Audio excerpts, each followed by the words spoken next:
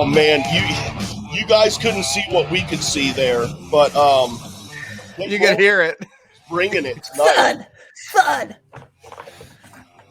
Welcome everyone to the Speaking Schmoedown special Den Party. Yeah, I've been trying to keep going on for a while. I love you guys. The Den is my favorite faction. I've made that loud and clear for a long time now. Kate Mulligan, how are you doing? You doing good. I just really wished I had taken a. Is there like a crop function I could be doing here? There's a lot of stuff on the old marital bed behind me. I don't know, it cropped out a little bit. Okay, there we go. Perfect, guys. I'm just gonna be hanging out like real this. Close. That's great. Hey everybody. Hey guys. Thomas Harper is here as well. How are you doing, sir? The champ. You know, I got a couple things going on, but yeah, we're good. Oh, I'm sure you do, man. I'm sure you do. And Peggy Gubbins, how you doing? The champ of my heart. The future champ one day. The fuck? Yes. I forget if we can swear on this or not, so I'm sorry I started. Yes, you may. Okay. Fuck yes. I also like to refer to Peggy as the girl with the watchable wall.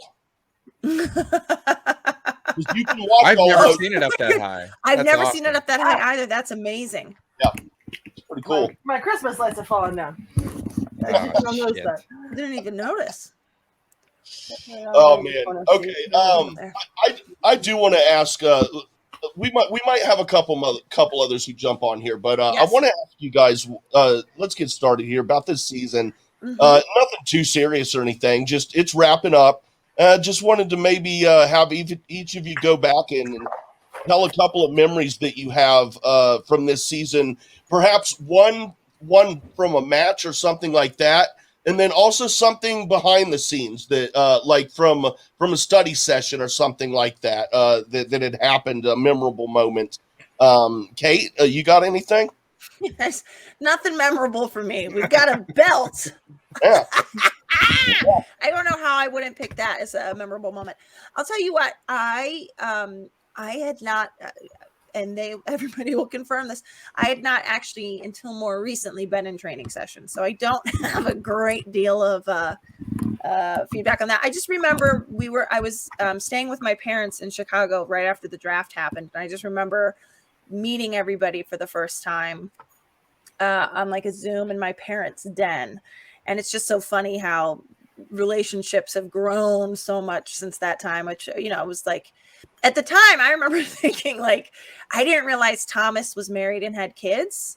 And I remember being like, red flag. Oh, shit. There's no way he's going to be good now. Like, I remember, like, being a little panicky that I put all my eggs in this basket. But I was like, there are kids in the picture. And it turns out he's just a terrible husband and father. So he's good at Star Wars. Guys. My name should have been Thomas Neglect Harper. Neglect Harper. But I think, like, just regards to who's here, I mean, Peggy's first win was so emotional, and her and I knew the package was going to include stuff about her brother, and her and I sort of strategizing, like, well, that's probably not, like, they told me in advance in case that would be upsetting for her to, you know, that they were going to have to, basically, we don't see the package, but they're like, we're going to say something like about that package and she'll be here to hear it. And I just remember her jamming out on her music. She just kept she was just like rocking out on music to sort of not get out of the zone. So, but I mean, and then you look at Thomas and like Thomas, I mean, it feels like I've spent the most of the season with Thomas because I do think he's had the most matches because he's just gone the farthest. But yeah, Thomas is he's a member of my family now. That's all. So sorry, Harper. You gained a really neglectful person. Yeah, I can't wait. We got another lollygagger here. Just a Saul. My Solly. All that needs to happen now is people just start lobbing me Star Wars questions. This looks very familiar. It's very familiar. Hey, I can do that. So you wanna? No. I can pull up a spreadsheet right now. Hey, Saul, just so you know, we are recording right now. This is the actual show. So there's nobody here. What a mistake. Yeah, I know I shouldn't have told you, but I didn't want to really have you say something that you didn't want out there, like why? Okay, so it's okay. Welcome to Pretend Hour with Jay Wade, because now he's going to pretend. Okay, I didn't know if we were doing a real interview, if I had to be a sensitive, this is going to be a very special Speaking of Schmoedown with Saul. I didn't know what we were doing here. I'm glad I now am acquainted with. We're just going to bullshit the whole time. Thank you. This is breaking Schmoedown news, though. We now know Saul's full name. It's been disclosed. Yes, yeah, wow. Who would have known? Salty. I get it. I get it. I didn't get it at first. People, that's his legal name. People in the know them. Well, I mean, most people know my middle name, but yeah, I guess the people don't realize what my last name is or what my first name is, or how maybe they're not what you think they are in the order you possibly presupposed. Sollington. So this is it. Sollington. Yeah. This is all we got. So Jay Wade was just asking about our favorite moments from the season or training sessions. I was like, training sessions don't have many of those. But now that you're here, I'll say one of my favorite memories was with you was before we came out for Collision, just being in that back room with Sam and Amaru, but just squeezing your shoulders, hitting you, just getting ready to walk out with my boy. I love that. Who cares what happened after, Saul? Me? I care. That's something. Okay. Well, if I didn't bring it up, I knew you were gonna. Okay. Yeah. Well, anyway, I'm passing the conch shell. Who wants to speak next? We'll just go in a little clockwise order here, Thomas. Yeah, I think behind the scenes would be two. The first, I've shared it before, but the draft, I had no clue. Honestly, I thought I was heading to Finstock. In all honesty, Kate and I a lot of that going around. I've never spoken to Thomas. Never courted him. I was just like, well, that's who I want. I'm not even going to try to court him. He doesn't get a. He doesn't get a vote. Can I give him back? But I'm literally knee deep in wings, the messiest, most unattractive food that a human being can eat, and I'm like, oh, I got plenty of time. I got nothing to do right now. My name's not gonna be called for a while, and then Kate comes on screen. I'm like, whoa! It's just a fucking mess everywhere. That was a good memory. I distinctly remember after the belt, I went and bought a nice bottle of wine, but I was still in the clothes that I had played in. So I had a jacket like this. I had sweatpants on, warm socks, and it's fucking July or August, whenever that was. And I'm at the beach, so it's hot out, and I'm standing talking to Kate on the phone outside this beach wine store, sweating my ass off, about to pass out. And people are walking by me. I look like I probably had just robbed a bank because I'm just pouring sweat in Star Wars clothes. And then I go in and I'm like George Costanza. I cannot stop sweating. I go up with this bottle of wine, and the guy's just like, "Are you okay, man?" I was like, I'm fine. And I get back in the car. I'm taking the jacket off and blasting the AC.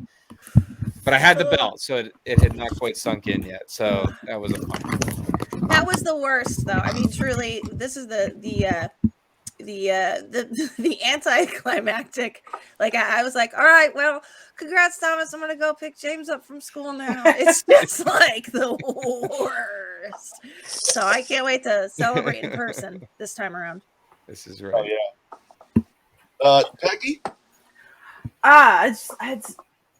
It's for me. It's more of a ongoing trend during study sessions. The word retention became a big Pee-wee's Playhouse word when we were doing anytime it was a question that's similar to a question we had maybe a week, 2 weeks, 3 weeks prior, we would scream retention, make sure you remember this. I don't know, that always made me smile anytime someone said that. And then there was a whole thing with Emma Thompson. Every time Emma Thompson was mentioned or was an answer to a question, Paul Preston would be like, Emma Thompson, Nanny McPhee. I don't know. That was just a thing. Wow. So anytime it came up, you would say Emma Thompson, but you'd have to say Nanny McPhee right afterwards. I swear to God, the very second you said Paul Preston. Hey, there he is. Guys, Guys, there's a Ghostbusters movie tonight. What are you doing online? The real question is, why aren't you in the Ecto 8 driving around Burbank? This is why you don't compete. It's an Ecto 1. And Sorry. secondly, I'm about to go to a 10 p.m. screening. So, I mean, I got my night lined up. Emma Thompson, Nanny McPhee. That's great. How are you doing? That's your answer for everything, PG. How you doing, Paul? Good. I got like 2 seconds, and I'm up to City Walk. I got an Ecto 1 to drive. I got a movie to see. Bitch, it's 6:20 in LA. I rented a theater. We're doing dinner. There's oh my God! Wait, this is what came to pass the night of your stand-up show with Daniel. The theater happened. Yeah. Well, kind of. Yeah. Yeah. He told me how to do it, and I did it, and just jumped online. That's what I'm saying. Yeah. Oh my God, that's so funny. That's awesome. Yeah, he really has an Ecto 1. I do. That is amazing. That's all. That's so fucking cool. Oh man. Hey Paul, a real quick question. I haven't gotten you to show up for fucking anything. Who got you to show up tonight, man? I have Twitter. Signal. Was it Peggy? Fucking Peggy, you're the manager. You're the manager of the Den next year. Here, I took it to a classic car night at the Big Boy. Nice. Oh wow! One of these things is not like the other. So awesome, man. That's awesome. Oh hell yeah! That is classic Preston. Oh, oh that's good. First question was, "Hey, what kind of engine does that have?" It's like, I don't know. Like ghosts. What do you have? I'm doing not my crowd. I'm clearly doing a bit here, sir. Was Jay Leno there? Was what? Was Jay Leno there? I feel like he's always at that. Oh no, I looked for him, but yeah, because I hear he's there a lot. But he'd have bought your Ecto 1. He might have. I have this. I can't refuse this. I have to have it. Yeah, he only has 750 cars. Man. He is there a lot, but not. I mean, God, he could show up with a different car every week for 7 years. I think. That was so fucking funny that you brought the Ecto. Hey, Paul, while you're here, would you mind telling us a moment from this season that stands out to you, a memory, something perhaps behind the scenes that we would not have seen on screen? Oh, because I was going to say I beat James White, then everything shit the bed after that. Hey, Paul, honey, I think you need to put headphones on. Do I? Someone has feedback. It's a ghost. You know what? The truth is, it was Saul's turn next. Okay. Well, was Paul not serious when he said he? No, I know. I'm just kidding. Saul's being very still. He's being very still. He's I probably drop out the second. honestly only here for like 2 seconds, so I didn't. Okay, yeah. So then you go first, Paul. I didn't think. I actually believe Saul could be that still. Yeah, I don't. Raven. It feels like a study session. All right, Paulie. If this is anything what your study sessions are like, that's great. Exceedingly productive. All right, is this better? Oh, yeah. Wonderful. Yeah. Well, I hooked up the whole thing on the radio. That's right, really like good. 5 more minutes, but yeah. A thing behind the scenes, I enjoyed the first face-to-face with Ben and Kate after COVID kind of lifted a bit, and we had a rehearsal and shot our promo videos in her backyard. That was cool. Seeing faces again was great. Now I've seen too much of her, but yeah, I was gonna say, Paul, it was you new just and holding fresh and exciting. You just holding up a bottle of beer, going like this to me. Hey, You gonna refill this? let's go. I'm a guest. Oh god. Oh yeah, man. Paul, I've had you on one of my shows before, our sports talk show. Speaking of Schmoedown, but you're someone who's always interested me, in particular in the Schmoedown. Your sense of humor is just, I think it's top notch and is very hard to compete with. If I think of all of the senses of humor that I've seen, and this is not Schmoedown like on screen stuff. I'm talking about what I've seen on other shows and stuff, other things that everyone has done. That's still part of it, man. That's still performing, Not They church. made a DVD sandwich. Never forget that. Dude, him, I gotta tell you, him taking the IV from the IV from the DVD player, I think it's the best promo that was ever shot. Maybe second only to me pretending like my son was Robert Parker with Saul. Oh my Listen, gosh. the game is 100% luck. The only thing I can control is the comedy. So there you go. Yeah, I think your season is point in case for that. Your record does not reflect your talent by any stretch of the imagination. Yeah, so I have to make my talent reflect my talent, and let the record be whatever. I mean, look at Adam. After a while, I think that when the game was reduced to just the game on digital, yeah, it was like I invested too much in it, and I went, wait a minute, this is completely luck. If we each got asked the same 5-pointer, we could see who's better, but we don't. Instead, there's hey, I think this is the same as value worth as you. And no one's ever going to agree on that ever. So it's luck. And so all I got left is comedy. So, and now if we get back live again, which we've started to, yeah, that's when we can really get weird. So, Oh yeah, I'm looking forward to that. Are you going to get spectacular? Adam leaned into it better than I did. He like, I never win, so I'm just going to go out there and raise some hell. I was like, I never win. Goodbye. Which I did, and so be it. By the way, Adam is an incredible manager. Like some of the calls he's made this season on behalf of Kaiser are like so legit. I'm like, okay, Adam, you can tone it down a bit. You're making me look like he knows his Star Wars stuff. So especially in like a Star Wars match, the ones that Sam would protest that he was even involved in, and he knew what to say. But again, he doesn't win because it's just completely 100% luck. But I'm talking like he made a really great challenge in the Bateman match. He did. That was like. Well, I think you guys were watching that one and wanted to make it as well. No, I mean it was like, wasn't that the one where Mark worded something different? Yeah. He was so like, it wasn't right. I can't remember exactly. But I went drive. She said. It sounded like it was like, but it was supposed to be drive. She said. Yeah. So there was something wonky there, and he was right to call it. Yeah, it was great. It's a great call. Yeah. Yeah, he wins more as a manager. God bless him. It was more unnerving to start the season against him than I think any other match, except for maybe the title match itself, because it was like there's something about somebody that's just walking in to gunsling. Like, I don't care. I'm playing with house money here. I'm also good. That was, I would say, other than maybe the Ace match going to sudden death, that was the best match of the entire year. It really, it was his best match ever, I think, in terms of Star Wars. Yeah, he played lights out, and so but I was sitting there just completely sweating. People are like, "You're a droid," and I was like, "No, I was very nervous because he is good, and I thought I was going to lose that match repeatedly."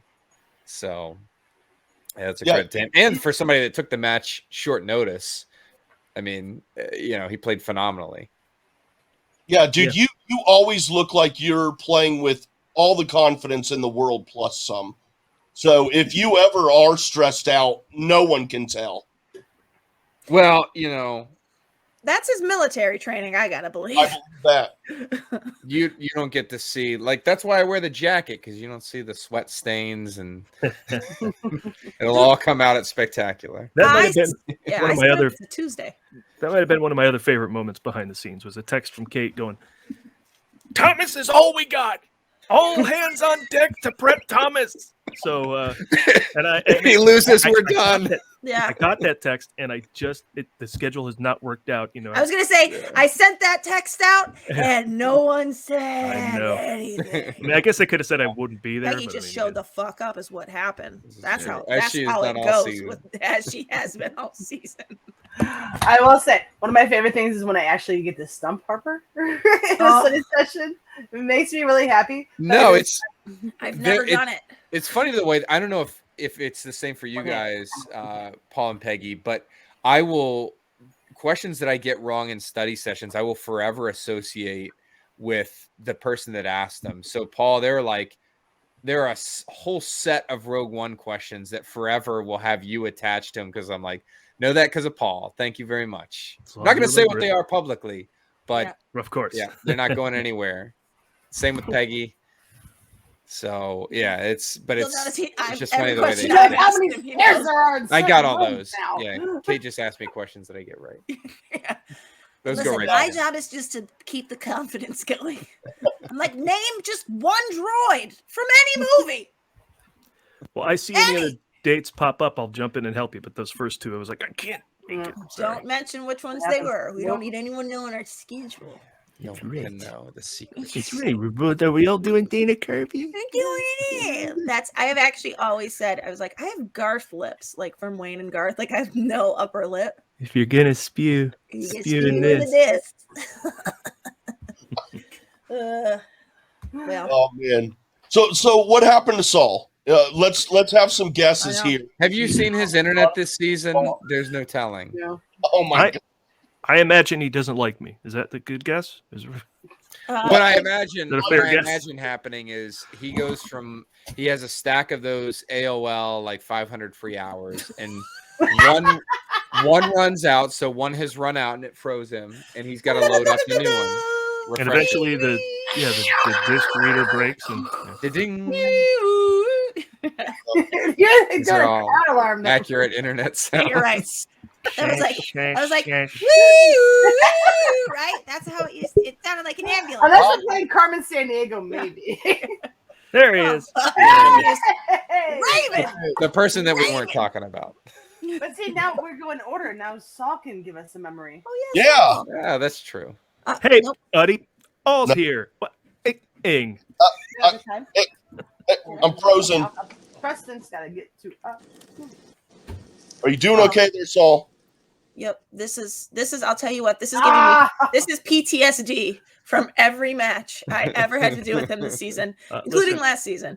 I'm gonna leave, so this can be more like one of your regular study sessions. Love you, buddy. Sorry. You owe the chat a couple our DM thread a couple Ecto 1 pictures from tonight. So yeah. Okay. Yeah, Have fun. It's going to be all manner of photos. Also, just Paul, I'm sure you meant to invite, but just let me know what theater I'm supposed to be at tonight. Oh, sure. There, buddy. Yeah, it's.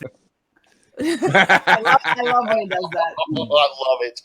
That was awesome. Thank you. Classic Preston. Classic Preston. Great, man. He's great. Saul, you do seem to be moving. Yes. Someone has breathed life back into it. Oh no. Yeah. You Saul. Heard a beat. Who just joined? That's a friend of mine who will be joining us here in just a minute. Okay. Whoa. What do you mean a friend of yours? We're going to do a little game, and she's going to keep score. Oh. So we'll do that right now, actually, because Kate, you don't. I was gonna say dinner is happening, but I can join a couple minutes late. So yeah, that is true. Kate is eating dinner. I should go. All right. Wait, Saul. Does everyone have your whiteboard or something to write on? Are we doing this now? All right. Are you fucking kidding me? I gotta. Saul, don't be a douche. Come on, man. I love perfection. We are the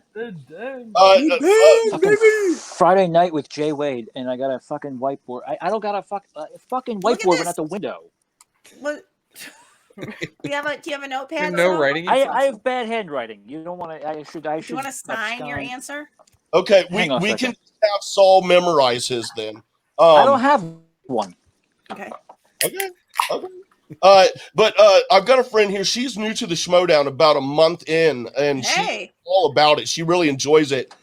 Kiwi Jess. Hello. Hi. Hello. Kiwi Jess. Welcome. Nice to meet you guys. Nice to meet you. Nice to meet you. Yeah, very fresh to the Schmoedown, so I know this year's stuff, and I'm slowly going back, but it's really, really interesting. No, I'm loving it so far. Do you feel like it's? Are we calling you Kiwi in a derogatory way? I realize it's not actually your name. No. Okay, I was like, if I was like, oh, the Southern Jay Wade. Like, No, we call ourselves Kiwis here, Okay, so perfect. it's just a colloquialism for us as a people. So it's fine. That sounds a hell of a lot like me finding the Schmoedown, because I didn't find it till the Free for All 3, which was what, like 2 seasons ago. yeah. So yeah. So And now you're in it. That's amazing. Yeah, it's crazy. Yeah, I did a huge deep dive, so you got a lot of matches to look forward to as you delve. I What keep getting you'll discover- recommendations. What you'll discover as you catch up on this season is you're talking to the most successful faction on the planet right now. So I don't want to like spoiler alert, but just wait. No, she's up to date now. She's just backtracking. Spoiler alert for Oh, We're shit. about to win. We're about to win $0, just like the first place match. Saul's I'm having guessing now it's a bad time to tell the major that I am on a show with Gold Leader.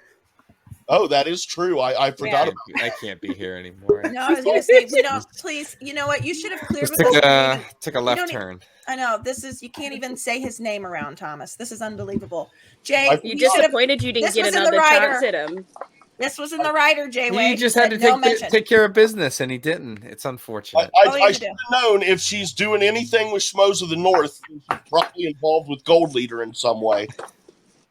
Unfortunately, yeah, we lost in the game we played last night, so he's really not on a winning track. That guy right now. Oh, I saw that belt. That was a nice belt. That was he didn't take that one either. So who won that match, if I may ask? Do you know Taco? I do know Taco. Taco won his own belt. Yeah, he won his own game, and I promise you, it was not rigged because Frenchie from this channel and myself and Soda also wrote the questions and hosted it. So we don't know how that happened. Fair enough. Save him on shipping cost. That's he was very pleased with that. I'll tell you. Wait, Frenchie, the Jay Wade Stoolie, that guy? Yeah, Frenchie. Yeah, I don't know. If you're going to say something's not rigged, then you use Frenchie as the reason why. I'm not sure that case is going to hold a whole lot fair of water. point. I might have to look into that. First of all, French is in his name. French is in his name. So whether or not he's trustworthy, the jury's back. Guess what? Not the verdict we're looking for. So let's start over. I say we throw that contest out. Thomas, you like the belt? You want that belt? I'll get you that belt, Thomas. Kiwi, we need the situation set up. I imagine it went something like this, to like win the belt. Okay. Yeah. Yeah, I imagine it went like so Evan and Taco, I assume, were on different teams. I assume it's like Gold Leader, name this like really obscure background character, the person that was their stunt double. Taco, the main character in Star Wars is named Skywalker, but his first name, you just need to give us the first letter of the first name. And then you'll any letter in the alphabet, really. We'll call it either. You can call him Book Skywalker, and you'll win your own belt. Okay, guys, I got to get some control here. We don't want to keep Kate from dinner too long. Kiwi is going to keep score for us.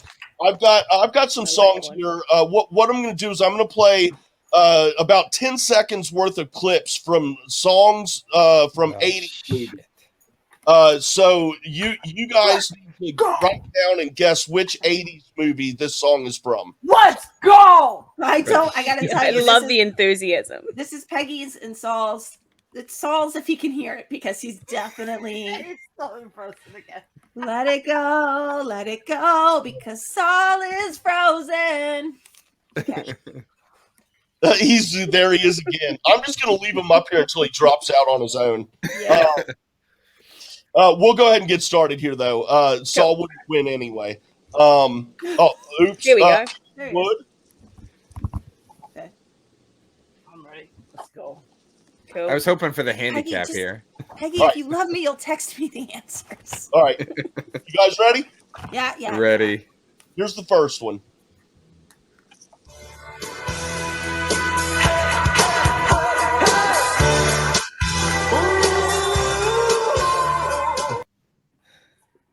We writing the song or the movie?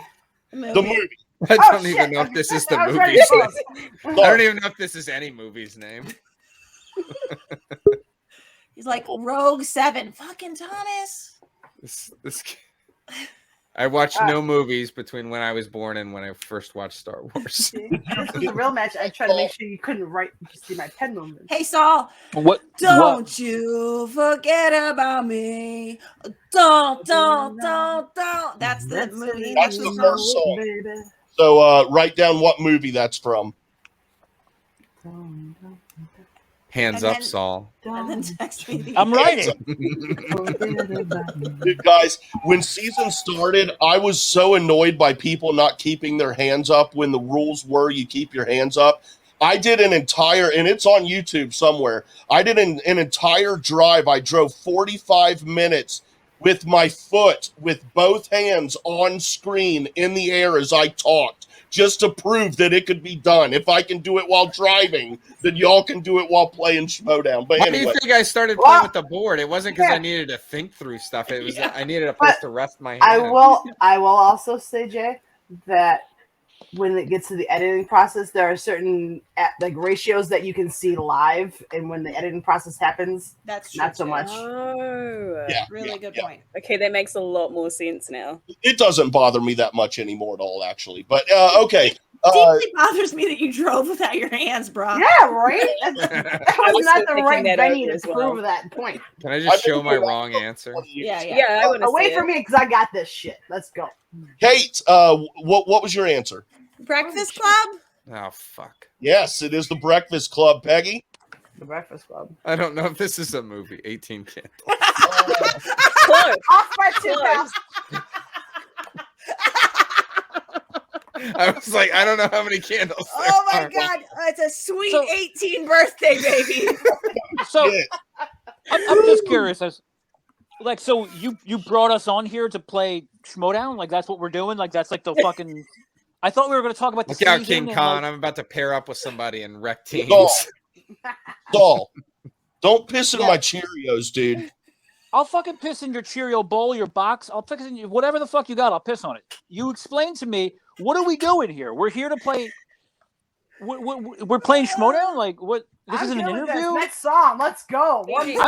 I was promised a Barbara Walters type. Okay, here's the next song, everybody. That'll come after the game song. Got it. Turn it off.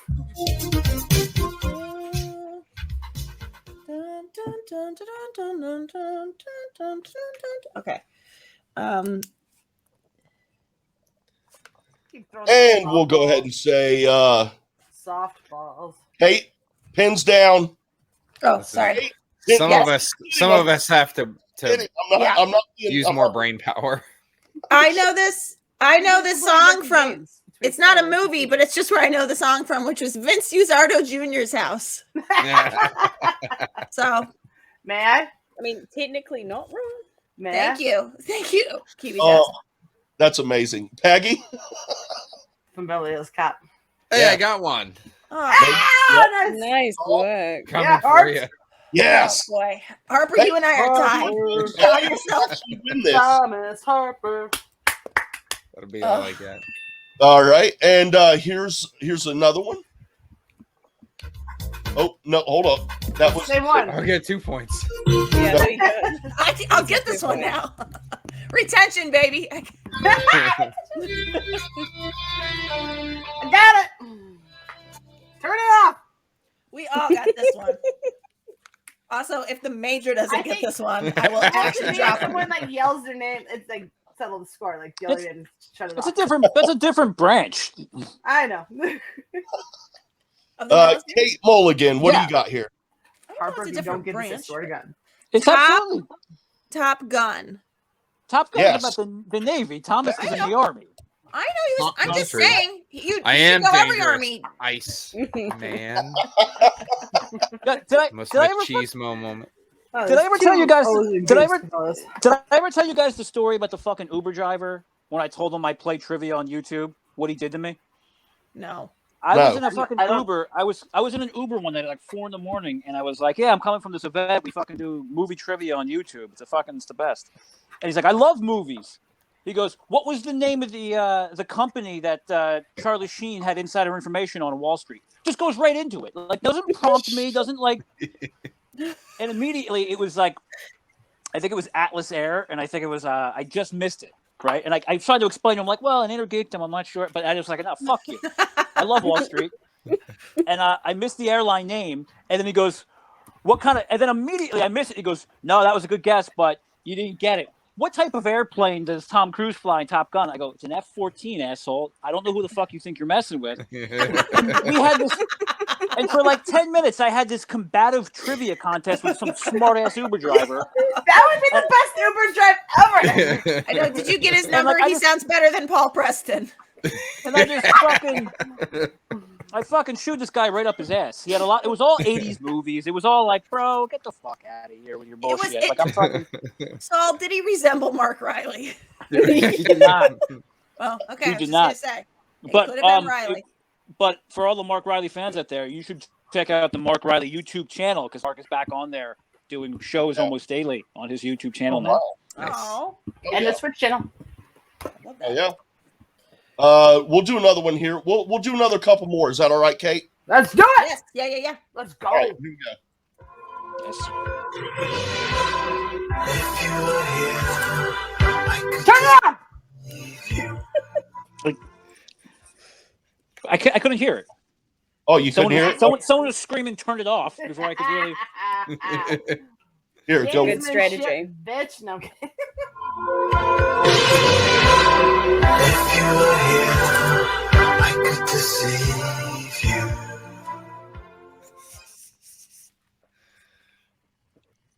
We got 4 minutes of the easiest one. This one we get a fucking 8 seconds of. Hey, I don't know how easy this is going to be for one of y'all. I have Kate, no idea. what do you got? This one was from Vince Uzardo Sr.'s house. I'm sure it was, but I've never heard that song before in my life. Yes, Peggy, I know you got this. Well, it's 16 candles. I originally wrote No, Pretty God Pig, damn but it's it. 16 candles. No, What about false. 18 candles? It's Half the 18 count candles. down. You got it I- wrong. I it's- got it right. It's It actually sounded like it's Ghostbusters 2 Electric Boogaloo. That's what we were looking for. it's the fucking song sounded like you downloaded it off LimeWire in 2003. The way it was chiming, I couldn't hear it. I've seen 16 Candles and I would have gotten it, and you know I would have, but you know fucked what up. movie I y'all believe are that talking puts about. Peggy into the lead. It does. I have yet to miss. That's actually very true. Bitch, no. All I hear, dude, all I hear here from Saul, it just makes me feel really fucking bad for Christian having to listen to him bitch about Schmoedown. You know, I question, and I didn't hear you ask the question. Oh, I was like, Saul doesn't get to Christian. I'm Come like on, man. Sully. I'm your Christian Saul. Jay, admit that this isn't even a show. That you felt lonely on Friday night and you emotionally blackmailed in Thomas, and no one's seeing this. You wanted to hang out with people. You've tricked people into coming in here on a fucking Friday night because you get blue. You embarrassed And me that's with fine. 80s music trivia. Because I don't believe anyone's going to see that. I can't believe someone produced this. Like someone like, this is the content that needs to be into the world. Jay's. Be honest, and I'll stick around for a few more minutes. Just admit you got a little lonely. It's been a weird year. I get it. We're all there for you, buddy. But I can't. I never even hit record. I know. Here we go. I don't think that's. Friends, I don't man. know who he is. He just paid me to You be never here. call me. When you do call me, and it's at like 2 a.m. when I'm sleeping. Thomas never replies back to me until like hours later. This is Peggy, I don't know. She's awesome. She's never done nothing to me. Kate's never done nothing to me. Well, you asked me to set this up forever ago, and I was like, I'm on it, and then I just never got on it. So Yeah, but No, you're a it's funny, mother. is that I understand that. fucking, Saul's a father. No. Wait, are you serious? Do you really have a child, Saul? Are we going like, are we learning? Listen, We have a cannot, play date? Saul, I think it's fair to say we cannot with any confidence answer that you're not a father.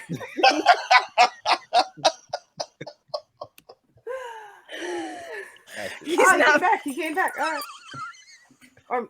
He is moving now. If you were faking that was Dude, that was good. Okay, Kiwi, tally up. Tell us who won.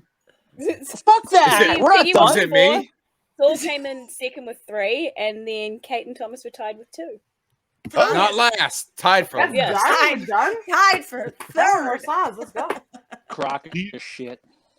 Do you want more songs? Give us Yes, one let's more, go. and then I have to go eat fish sticks. Okay. Let me see here. Is Dickie? Did Did Dickie you make a trust fish the finger? Gordon's You know what's fisherman? so funny, Saul? I actually asked him to make them so that I could say to you on air. he's made fish and chips, but he actually cut the fillets into like strips tonight. But he's still using the same breading. He's still You using. did not trust the Gordon. But it's the breading that you loved. Yeah. So I got but fish it's and also chips the. for my ass. So. You can't. He can't be cutting it up like that. That's not the move. You got to keep it all together, like he had it initially. But the kids get a little squirrely about it when it's a big hunk of. You and I did not get squirrely about it that night. They have to learn eventually. Yeah. The kids want pee. Yeah. They want that in the chicken. Okay. Got one more here. Yeah, fish sticks, not fish fillets. No one can blame you.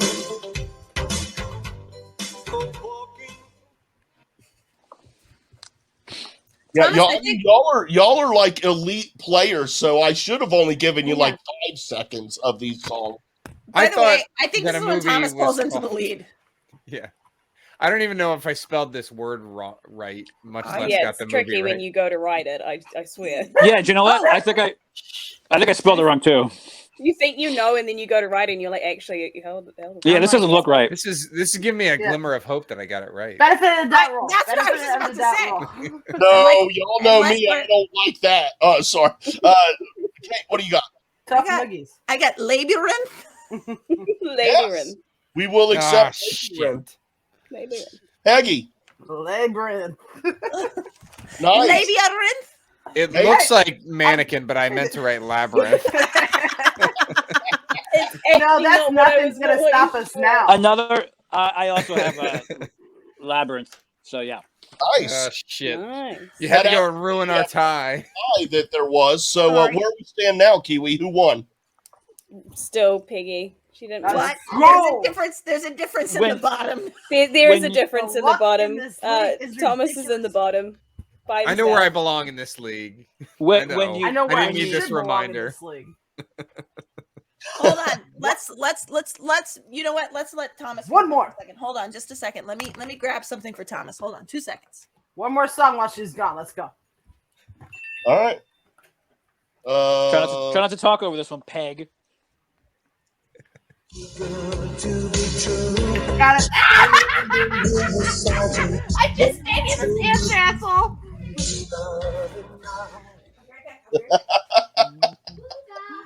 Don't come in. I literally just gave you the answer. That's great. Thomas. I say asshole with love. Name this droid and name the name of the child that wore this costume. See, now this is trivia that I can get behind. That's prime BB-890 or BB-9E. Yeah. Material. Worn by most recently Neil wore that, right? James. Actually. James got it. He's the sociopath of the family. You have to be like a, I said to quality Thomas, droid. I said to Thomas and Lacey, I was like, what does it mean? And for Ross too, I was like, what does it mean if your kid wants to be Palpatine and you say no because they don't make Palpatine kid costumes? And then he settles on BB-9E, the snitch droid from Last Jedi. And Lacey's like, that he's awesome? I was like, no. He means he's a sociopath. Speaking of the children. Yes. Who Saul got to speak to today on the phone. Mr. Saul has not been here for a while, is what James said. I have to go tend to them. Thank you very much for stopping by and dude, being are here. you kidding? These are my people. I would love to, I actually don't know why we don't hang out. What world is Peggy living in right now? She's just been singing along to herself for the past like 3 minutes. She's imagining what wrong ass answer I have. Oh wait, did you guys just ask to get asked another one? All right, Thomas, you're not a loser. You're just a loser in this. I am a winner in some things. I love you all. Bye, nice to meet you. I'll see you all three of you in a couple. Actually, Jay Wade, are you coming out for Spectacular at all or no? No. Okay. All right. Well, have fun. Have fun, Southern Jay. I'll shut. Kiwi Jess, so nice to meet you. Very nice to meet you too. Have a great night, all. Bye, Kate. Bye. Adios. She's amazingly great. Such a delightful person. So very nice. I like her a lot. Okay, let's see what we got here now. Peggy, what was that song? I was lip syncing the rest of the song. Oh, you bastard! Yeah, it was... Thomas. I put Indiana Jones in The Last Crusade. What the Very close. Man, I thought I was just a hair off there. I'm pretty sure Kim Cattrall and Andrew McCarthy were in that one too. Yep, Saul got it. No blank boards though. No blank boards. I actually I wrote Mystic Pizza for a second, and then I went, oh wait. So that was exciting. I'm glad I told that story. I've got a couple, 2 or 3 hypothetical situations I want to lay out here, and then I want you guys to tell me, out of all of the den members in your faction there, who is the most likely to do something from this scenario, okay? And these are not like normal type scenarios. I will say these are actually scenarios that either these are true to me, either I have done or experienced these things, or I have been with people done them while they experienced them. So these are actual, based on actual events. After a night of heavy drinking, who is the most likely to mistake their neighbor's house as their own and go inside and pass out? She just left. No. To do just that. You don't. I think we gotta write it down. You don't need to write it down. You can. Okay. I thought we could do like a 1, 2, 3 flip type of thing. Well, we can if you want. Oh, I'm not producing this show. It's your show, buddy. Hey, man, pretty laid back, dude. I really, I have no format here whatsoever. Peggy, who do you think from the faction would be the one to do this? Probably me. No, you know yourself well, I would say. Then. I would just assume that's what they would think. Yeah. You know? Gotta go with the odds. Gotta bet the odds. Thomas, I kind of like. I like that thing. I like a peaceful. Just coming in. That sounds like you, Peggy. Just completely, pass out of the completely couch. wrong, Like, but like this is not my not office. here to cause any trouble. Where are my DVDs? That was a quote from Beverly Hills Cop. Oh wait, you mean who would do it accidentally? yes. Oh, Peggy. Because I would probably. Were you going on the basis of it being on purpose instead? On purpose, probably me. Saul revealed what he does under the circumstances, and it's get into trivia battles with cab drivers. I gotta see that. Yeah, that motherfucker's tip was diminished greatly. I didn't like being put on the spot. Wow. Did you get the rest of them right? I did. I got. Okay, well, there you go. I shoved that F-14 question up his ass. He didn't see that one coming. And after each one of these, I will give you a quick the real true story behind each one of these. After my brother's bachelor party, I was dropping off one of their friends who lived in my hometown at the time. He was staying with his folks' house while his was being renovated, and I thought I knew where his mom and dad lived, but I was one house off, and he was so drunk that he went into that house, the neighbor's house, thinking it was his, and he fell asleep on their couch. And the neighbor lady woke up to him peeing in her toilet the next morning. So there's that one. Here's another one. If you're all in an abandoned... sorry. You good, Saul? Yeah, I'm good. Am I not holding your fucking attention, dude? Am I boring you with my fucking amazing stories from my real life and my youth? It's his car warranty. It's expired. He needs to take care of it. Yeah, I mean, what happens if I get dinged and I need it replaced, and then I got to smack somebody around? You don't even have a warranty. Do you want me to drag somebody out of their car for running into mine to get cash out of them? No. You want my warranty to be doing its job, Jay. You're being kind of rude. Am I? You were late. Was I? Whoa. Your reception straight. You making fun of me. Peggy's leaving. You scared Peggy off. You did that, not me. No, I did not. We upset her because we picked her to go sleep in somebody else's house. Oh, no. I'm on board with that. I understand why that was being picked for that one. Okay, here's another one. Say you're all in an abandoned haunted house. It's like a local house that's out in the country. It's rumored to be haunted. You're all in an abandoned haunted house together, and someone yells, "Run." Who's the most likely to be the first person out the door? Can I interrupt this question with a live update? Yes. The great former 2-time movie trivia champion of the world, Mark Yodi Riley, is unfortunately in the middle of dinner with his lovely girlfriend, and then he's off to Afterlife, so he can't be joining us tonight. But he wants me to tell you all, hello. Thank you. Hello, Riley. Insightful. Yes. I like Yodi a lot, man. I'm a big fan of his. I love his take on so many things. And then there are a few things I don't understand, but I love it anyway.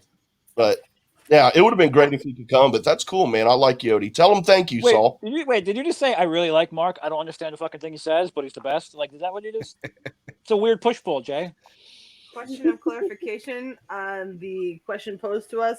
Is this the first to take off running or the actual first one to actually get out the door? This is the first one in a mad dash for the door. Who's the first one? The first to bolt, not the first one to get out the door, but the first one to just like. No, the first one to actually get out the door. Get out the door. Okay, all right. Then I'll stick with my written down my answer. What do you got, Peggy? I think Jess is the first one out the door. She's tiny. She's petite. She's gonna figure out a way to get ahead of all of us, and she's scrappy. So we won't even realize she'll just like ninja her way out. Yes. Major, who do you got? I've got Silvestrini on this one. I feel like she would dial in and just get out of her way. You're done. She's a battering ram. She'd run. You're just an obstacle. That's true. She'd be more fight than flight. And Saul. I think I'm frozen. I can't. You can't. No, you're good. Nope. No, I'm frozen. What was the question? Abstains. I was in what? If you needed to extend your car warranty, would you say? Who would say yes? Oh, well, I want to weigh my options. That's what. And what kind of package am I getting here? Is it full coverage, semi coverage? I don't need everything more. It's not that old of a car. Transmission's going to be good for another 5-6 years at least. So why am I throwing good money after bad or bad money after good? You know what I'm saying. What was the question you guys answered? If you're all in an abandoned house and someone yells run, an abandoned haunted house, and someone yells run, who's the first person that will make it out of the door? Who's the person gullible enough to think there's haunted houses? No one on this team. I think we're all... I might do it because I figured this is probably going to be really boring. So I'm probably just going to leave like, oh, I'm scared. Meanwhile, I'm just going to go get a taco or something. But yeah, I don't know. Everyone on our team is really smart, so they would know better. They would know better to even be in the house. So I think Jay's in this house by himself on StreamYards. And then something sad occurs. And then, well, no, the truth of the matter is there were 12 of us, and we all piled into two different cars, went out to this old abandoned haunted house in the middle of nowhere.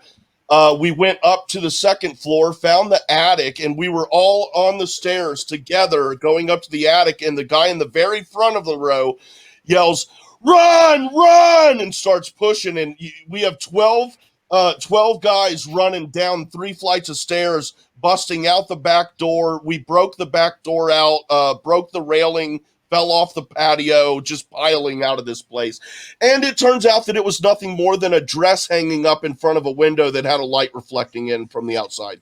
Like I said, this seems like I could have seen this coming. Yeah, that seems like a story in which you are the hapless protagonist that is tricked by a dress into thinking ghosts exist. And I would like to clarify that I said Jess because I think she's nimble and petite. She can get through everybody. I want to clarify that I'm planning on telling Jess that, and you better get your excuses I think it's ready. a compliment. Sure. I would also like to clarify, since Saul thinks that me and my friends were all pussies, that there may or may not have been some chemical enhancement involved as well that made this all much more real than it was. So there's never been a chemical enhancement that I've encountered that would make me not want to fist fight a ghost. So you're double pussy. Oh wow, that's a fair point. Okay. Here, let's do one more here. You're all riding around in a car and a sheriff tries to pull you over, then you all try to get away. Who is the most likely to be the person driving that makes that decision? I'm going to run from the cop.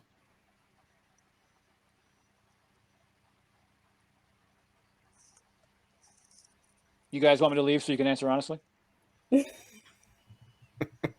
Peggy, what do you think? I'm still debating why I gotta go first every time. Ask Harper first. Harper, what do you think? I feel like Saul would suddenly break out a pair of like very nice driving gloves that we never knew that he owned, and just calmly put them on and stomp down on the accelerator. Did I tell you I'm a wheelman? And then we're in it. I'm a wheelman. Dun-dun-dun-dun-dun. Right? Okay, in the movie License to Drive, he says, That's I'm not the a song. free man. I don't know, wheel man. Yes, it's very, and he's lying. That's when he's lying to his mom and dad. He is, yes. And it's Corey Haim, not Corey Feldman. Let's go. So what do you think? Who's driving the car from the den that makes the decision to try to run from the cops? I'm going to concur with the major here. I think, look, maybe they catch us, maybe they don't. Either way, it's just a lot of laughs. You know, who's looking? Hopefully not the cops. Well, they Peggy, can look, but I'm like, you've got a lawyer. We just can stop. I can help. No. I'm Okay. going to say Harper's driving, and he's going to do the Jedi mind trick. He's like, this is not the car you were looking for. Okay. Wait, it didn't work? And then if that didn't work, he'd know all the loopholes of the judicial system. Then he'd figure out a way to get us out of jail. It worked. The true story behind this is I was driving. It was my car. I'm not admitting to this, but perhaps I was left of center on a hill and almost hit a sheriff head on going about 80 miles an hour. That is not confirmed at all. I'm not really sure. And I may or may not have. No, I did. I cut my lights off and turned right on the next road, and we got away. The sheriff kept going straight, and we went this way, and he went straight past it and got away with it. I'm not. I would say that's not something I would be proud of or toting. I'm not. Yeah, I'm not bragging, but it happened, man. I was like 17 or 18 or something, and was just Statute of limitations is way past on that. yeah. Okay. Cool story, Dukes of Hazzard. What's the next question? Yeah. Actually, now I do have one. I'm going to ask. I have a legal question, a hypothetical scenario for Harper that me and my buddy were talking about. This was actually based. Depending on which side of the law the question is geared towards, it might be me or Harper. So keep that in mind. That's true. I'm only licensed to practice law on Tatooine, so. Oh well. Damn it! I'm on door. But okay, so Thomas, here's the situation. And this is based off. This happened to a buddy of mine. As far as he was driving, the sun had just gone down, so headlights were needed. He was driving. Someone was riding his ass for a very long. Are you trying to get a consultation? Are you really trying to get a consultation right now? Is that what's going on right now? Don't worry. I'm waiving my initial fee. Is that what all of this is? This is all been bullshit. Just Jay set this whole fucking. He's got some asshole friend locked up in county for the past 3 months, and he's like, "Listen, this is what I'm going to do. I'm going to trick him into saying it's an interview. I'm going to play some fucking stupid music off my Spotify." You don't pay anything unless we win. That's what you're doing. You're trying to trick him into some pro bono work. I can't believe you. This shit happened like fucking 8 years ago, Saul. Come on, man. Don't lie to me. He's still locked up. I have to help him. Really working on 4 the years, case. dude. It's been longer than 4 years for sure. It was like 8 years ago. Anyway, he must be really guilty if he hasn't posted fucking parole by now.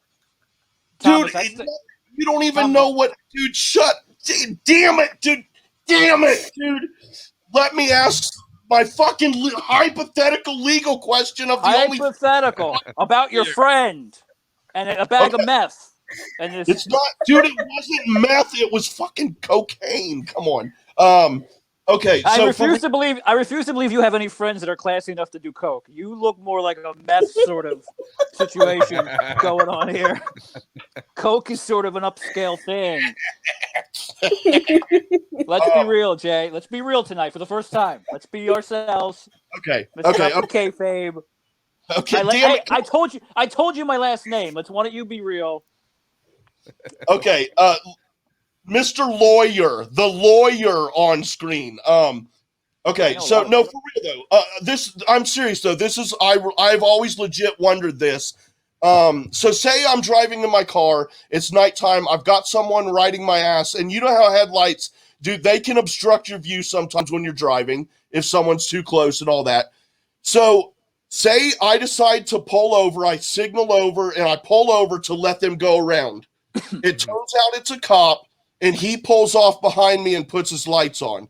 I have two questions here. One, is that a legal stop since I was the one who pulled off to the side of the road? Can he legally, like, detain me and, like, ask for info and all that shit? And two, because in my mind, because it's not a legal stop, because I pulled off I didn't even stop, I pulled off, let him go around. So if I just am fed up with his shit and I just decide to take off, is that, how would that work? You know what I mean? Like, is it illegal? He's the JAG Corps. He doesn't do traffic violations.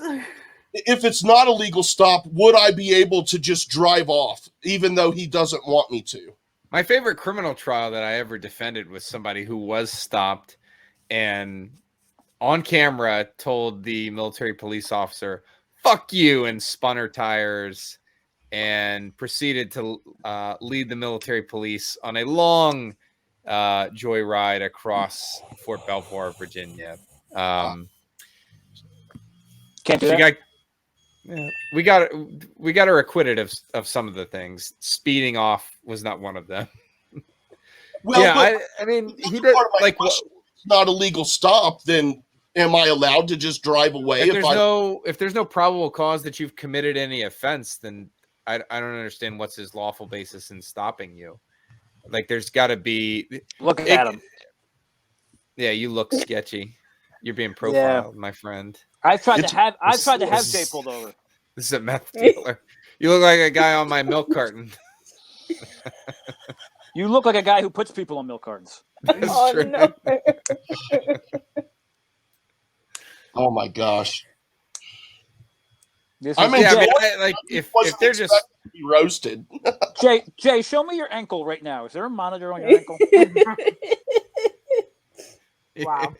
Oh, now we're gonna have feet people fucking downloading the episode. Yeah. There we Way go. to go. And the foot wiki. Yep. Now we're in a sex thing. Way to go. But you would pretty much say that if I am just yielding to let him go around and he tries to pull me over, that's not a legal stop.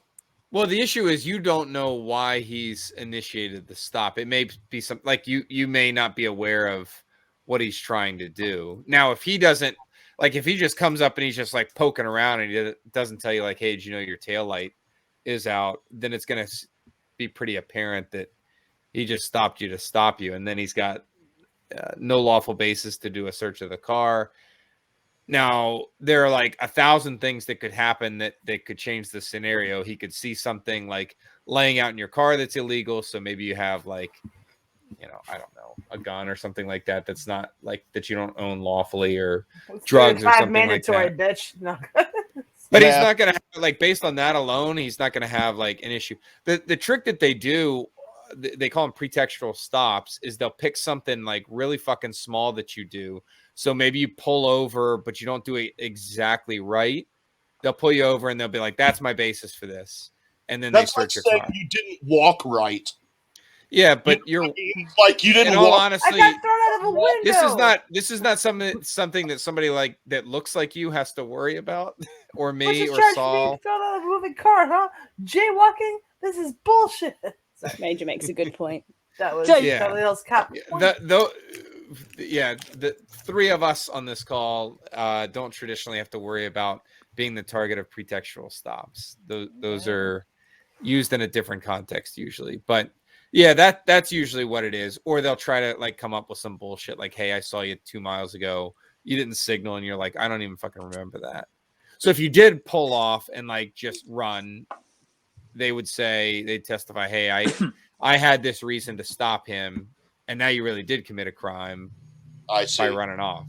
This is so the basically, content you would lie to make it Schmoedown look fans like want. he had a legit reason to stop me, even though I just wanted him to stop. Or he would just like use some ultra technicality to say that you did. So, yeah. Jay, do you want to know anything about like asking questions under pressure, or like? Do you want to know anything about the two? I played in 2 live matches this year, which was unorthodox for a lot of players this year. Do you want to talk about how well Kate and I get along? if you would ever be a guest on my fucking show, yeah. What are you doing now? Yeah, what the fuck, you motherfucker! First of all, I'm not supposed to be doing any of these for another couple of weeks, and I came in here because I'm susceptible to friends of mine making me do things out of guilt. Because my family, though they grew up English Catholics, thought they were Irish Catholics for many years, and I still have that guilt thing, despite the fact that it's a farce. Now, that's why I'm on your fucking show. So don't you give me that bullshit. Second of all, you know, I show up on your show to give a show. I'm not going to show up just to show up. Here I am. Don't you want to know about how I can tell you a funny Mark Ellis anecdote? Would you like to know my opinions on John Drew's tweet? What do you want to know about fucking? Okay, I don't care about any of that, dude. Sure. Why would you on the Schmoedown show? Had very little to do with Schmoedown. I just wanted to get y'all together and just have some fun, man. What the fuck? Why is everything Schmoedown for you? Schmoedown. I'm not into fun. That's the purpose of this show. It's called Speaking of Schmoedown. It's not called Speaking of Bullshit. If the show was called Speaking of Bullshit, I'd go, I know what I'm getting into. Well, here, this is a funny. I tried to pitch a legal character to Christian for my character before the season started. Gentleman justice. It did not. I pitched. I'm very proud. It was one of them was the Rainmaker. That was going to be a real fucking good one. Be slick. I'd have been playing in suits instead of like sweatpants and a Star Wars jacket. Oh, you want to be playing in sweatpants and a Star Wars jacket. I know. In retrospect, it was. I did suggest the Major. He had already apparently picked that one before I had suggested it, but I sent him some military ones, some legal ones. The Shark was in there. What the fuck else did I do? Yeah, I can't remember, but yeah, I sent him this whole list. People were like, no, he gets pissed off when rookies suggest their own nicknames, and I was like, don't worry, I'll make it better by providing a really long explanation. How did that go over? Obviously, well. He gave me like a one-liner that was like, your name's the Major. I already picked it. And I was like, cool. I had that on my list, so we're good. The funny thing is, going into my first match, I had no communication with Christian. I just, Kate told me it was PG or another nickname.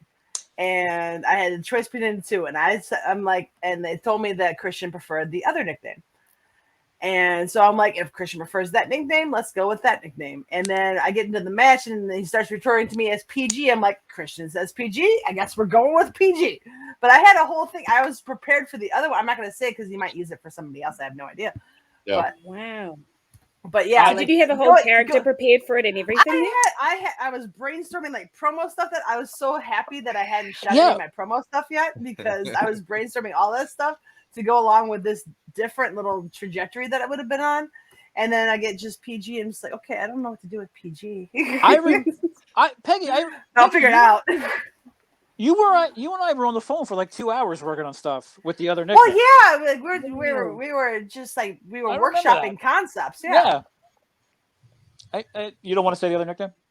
No, I don't know what his plans are for it. Maybe he'll give it to somebody else at some point. I don't want to step on anybody's toes. So. I got pitched the nickname, and then I just went, yeah. So it was I like everyone. A lot of people, they're like, I like that you don't have a nickname. I also like it. I think because this is going to sound geeky, but like when Christian announces me, he has to change the cadence of his voice. He can't announce me like he announces everyone else. When you announce Peggy, PG Gubbins, Thomas, the Major Harper, when he introduces me, he has to introduce me. This is SoS. I like that, and I thought it was distinct and it was cool. So like, I'm not, and I fucking hate nicknames anyway. Therefore, we're in a StreamYards before a match, and he's like, he just out of nowhere just goes, "Hey, SoS, I got the nickname," and I was like, "For who?" Because I got this thing kind of. It's like, "For you. What do you think of the Gifted?" And I go, I took a beat. And I go, Christian, you know I love you, right? And he goes, all right, fine. Never mind. Forget about it. Never mind. Forget about it. And then it never came up again. And then I was like, and then I played the match.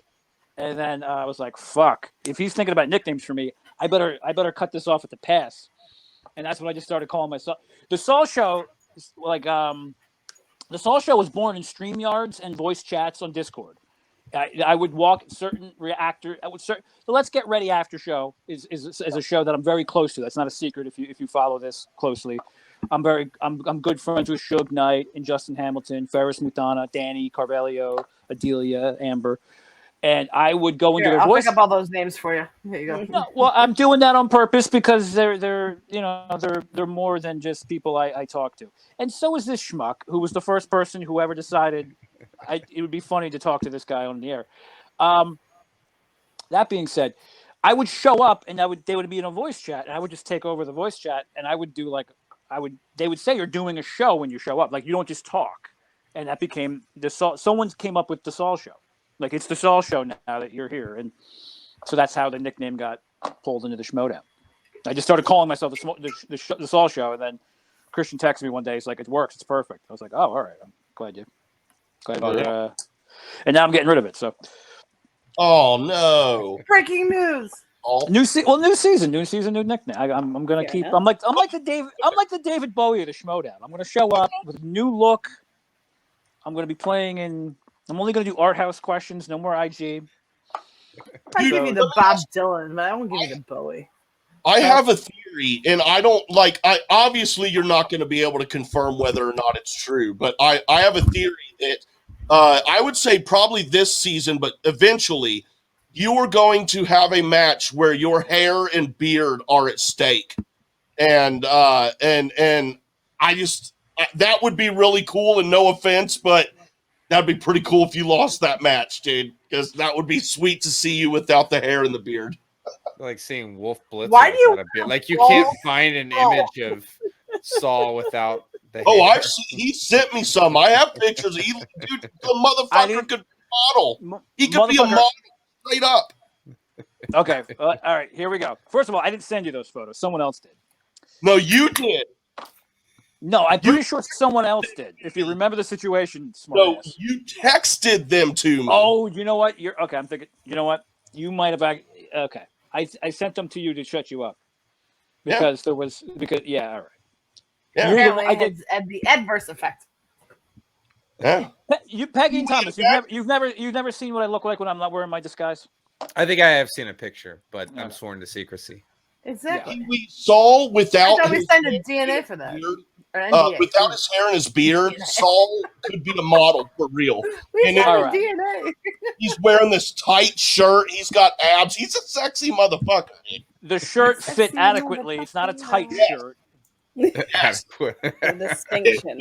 Good, baby. Fit fine. It fit with distinction.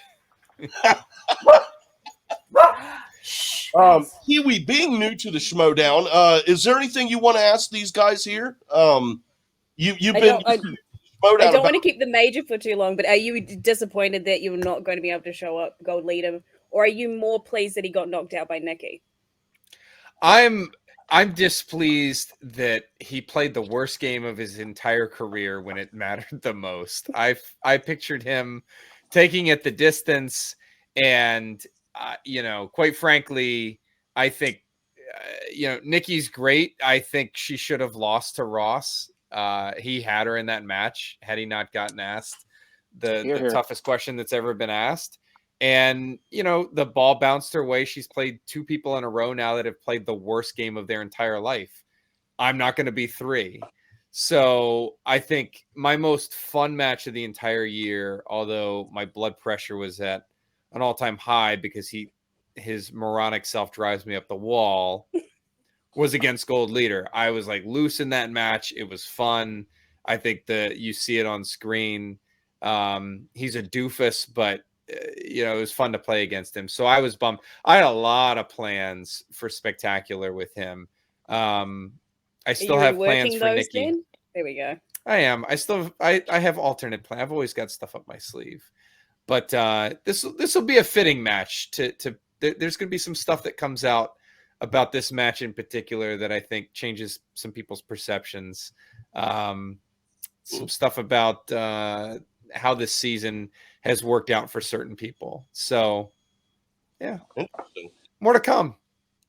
Oh yeah, yeah. Anything else you'd like to add, Kiwi? No. I'm good to answer a couple more questions before I have to bounce out of here.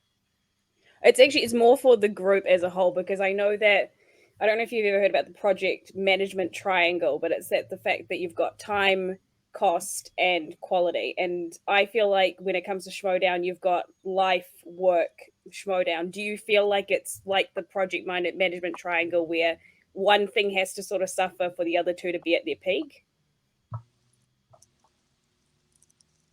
Peggy? Super deep question. Nope. You're muted. Nope. Her voice has suffered for this answer. I've been trying to talk for like the longest time. You looked really thoughtful, though. Typical me. I'm always muted. Ask anybody. I'd say, in a way, yeah. Because you want to be able to dedicate as much time as you can to studying and prepping, but in reality, there's other aspects of your life that have to take the forefront at points in times. There's times where you can be like, okay, I've got nothing else on the docket tonight. I'm gonna watch a movie. I'm gonna watch another movie. I'm gonna study my flashcards, whatever your process is. But there's other times where you might have a match come back in 3 days, and all of a sudden life throws something at you, and you can't study as much as you wanted to. I mean, it's a balancing act no matter what's being thrown at you. And I think if you want to succeed in this league, other aspects of your life are going to suffer a little bit, honestly. And that's unfortunate. But I mean, if that's where your drive is headed towards, and that's what your goal is, you got to make those compromises at times. But there's other times where you got to compromise for your life.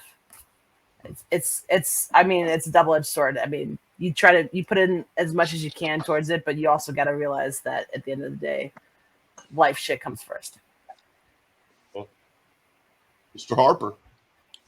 I've talked at length elsewhere about like having kids and a wife and stuff, and the challenges that puts on it. I think it's great that Nikki is also in that boat, and I think we're one of only probably less than 5 people, like 5 active competitors that have kids.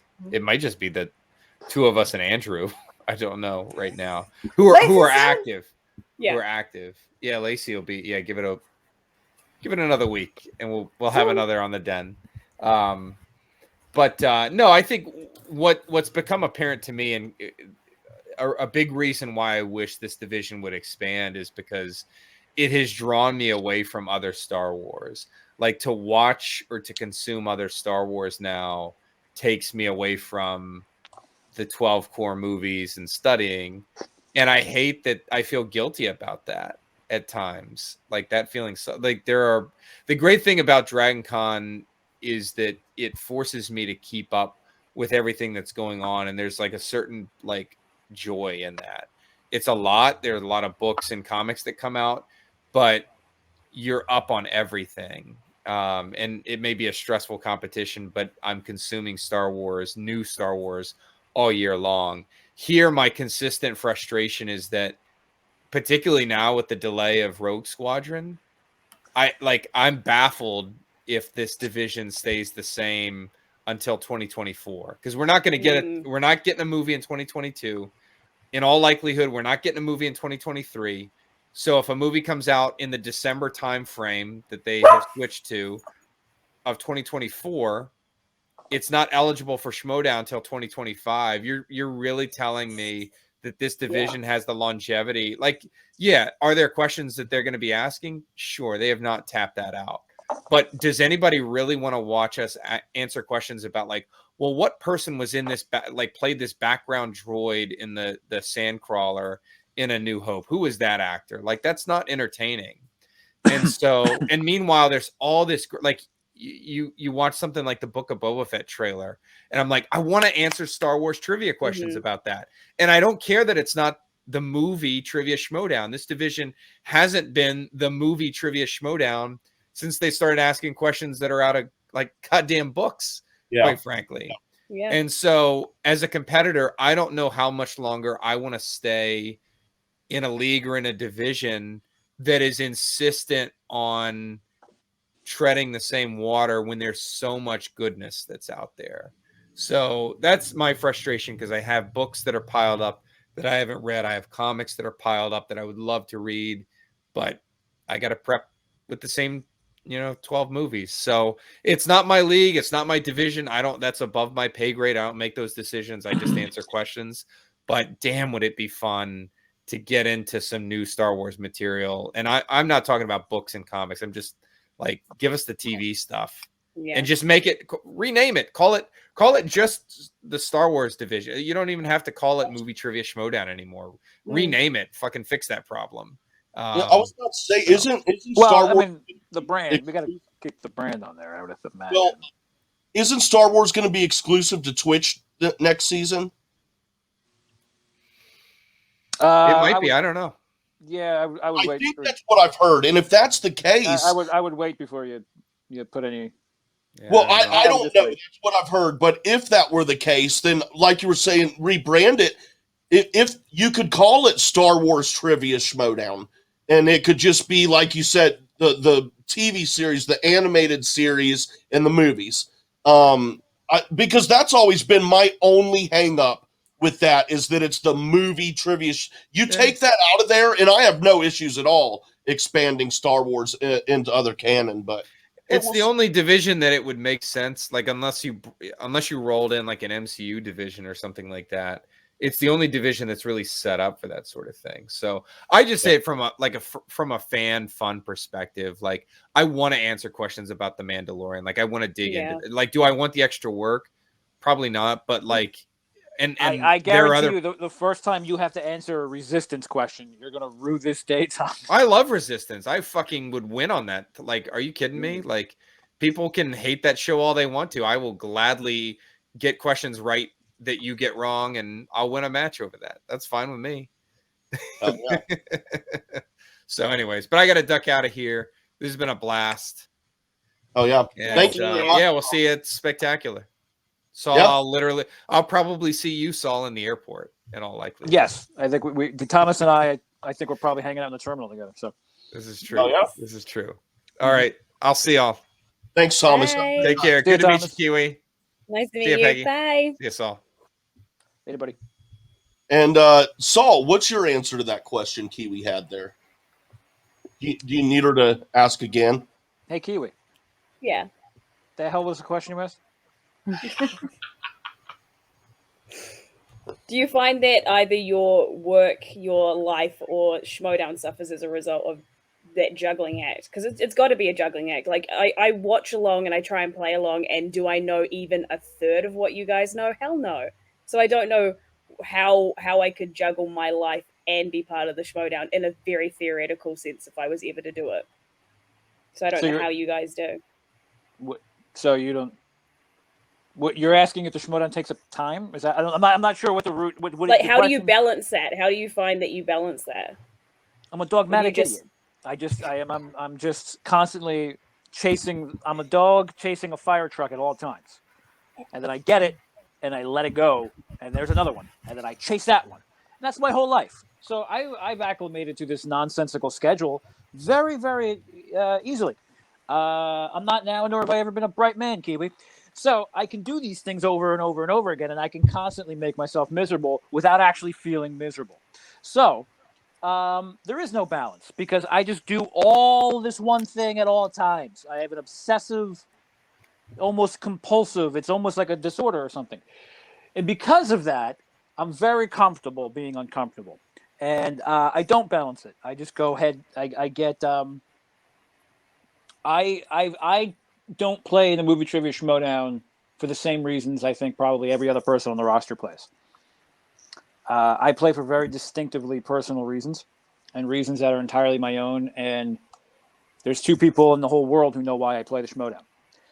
And because of that, I can it's very easy for me to flip that switch to make this my priority. I find I have no interest in pursuing happiness. I'm more interested in being fulfilled in what I'm doing, whatever that may be. And if you live your life that way, happiness will come by accident. The happiness just shows up. I think people who try to be happy all the time, happiness isn't a destination. It's not like fucking Florida. You can't just go there. Yeah. Happiness is a sum total, and I'm happy. I'm happy when I'm doing certain things, usually difficult things or challenging things, and so I don't balance it. I'm wildly out of balance when I'm competing, and that's just the way. That seems to be my. I obviously didn't have a good season this year, and so obviously I've made some mistakes, and everything's being examined and has been since September 25th. I've been re-examining every decision I've made and how I prepare and what I'm doing here. And is Peg okay? Is Peg? I went off in my own little world. I was singing the song No "Is shit. Amazing" by Aerosmith, based on what you were saying. Don't pay attention to me. Listen to him. He was talking.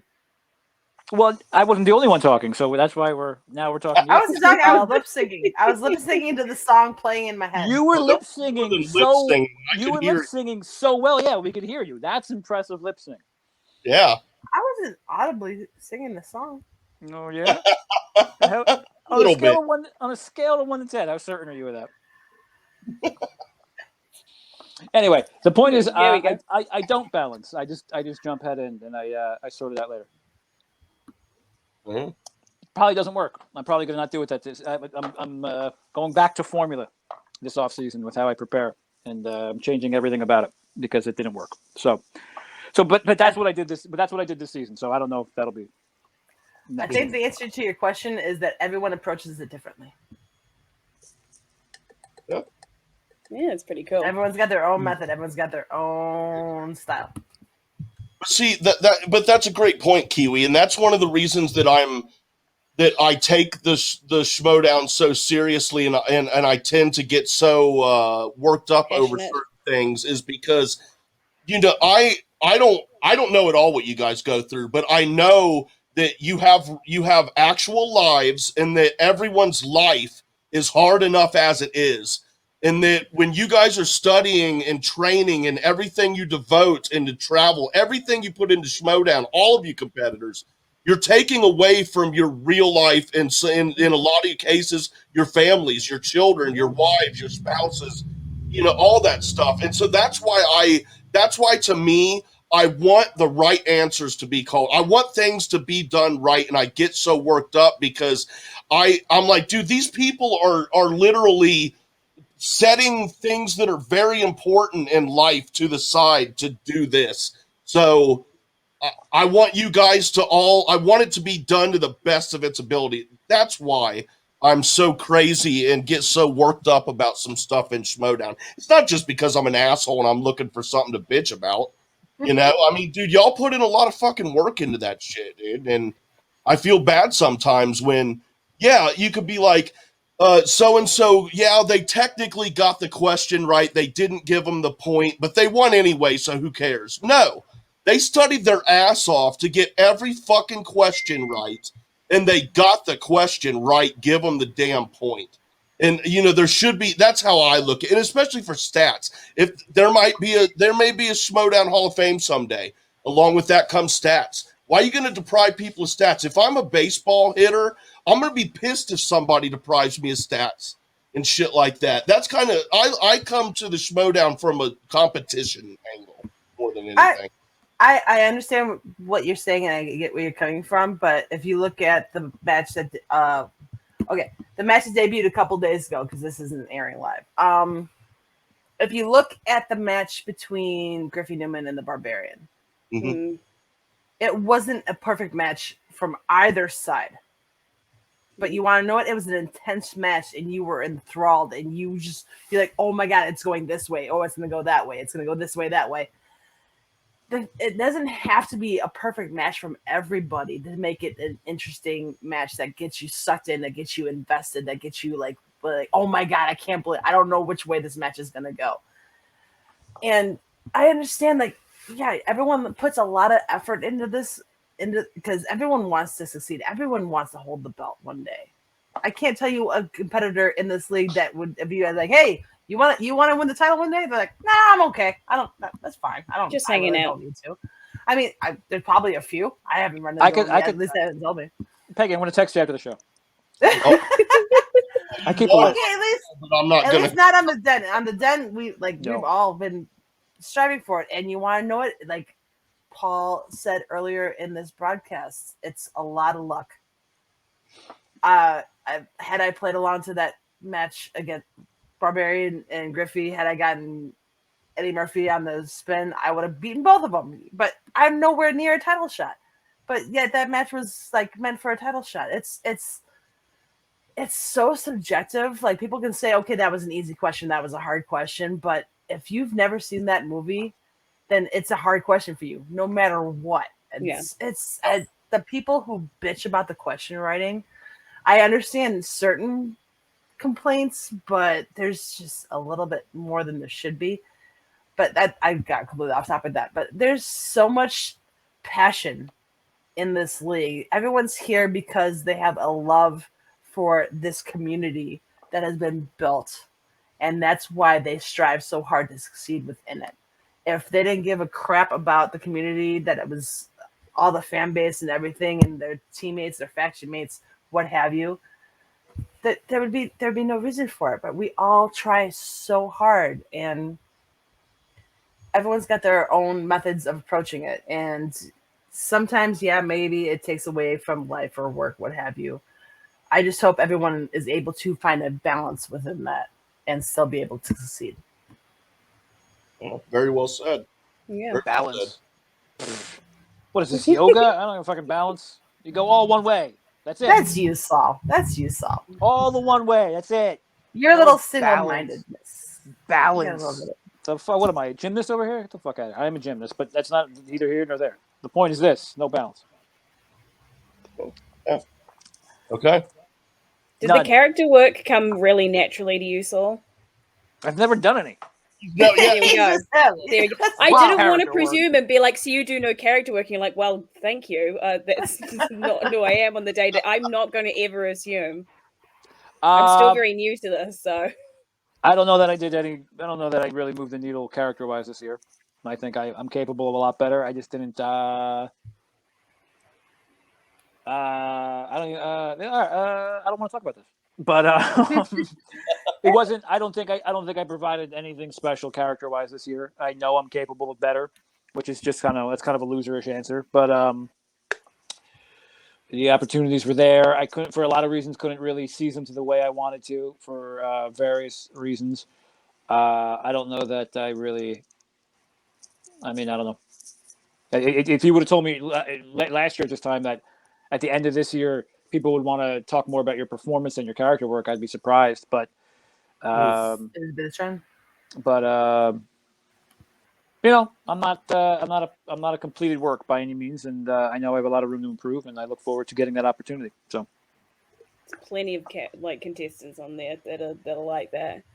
I've had a chat with Gold Leader. I'm like, just a little bit more. Hey, Peggy, Saul, tell me, am I off base here? In my mind, Gold Leader is to Schmoedown as Honky Tonk Man was to WWF.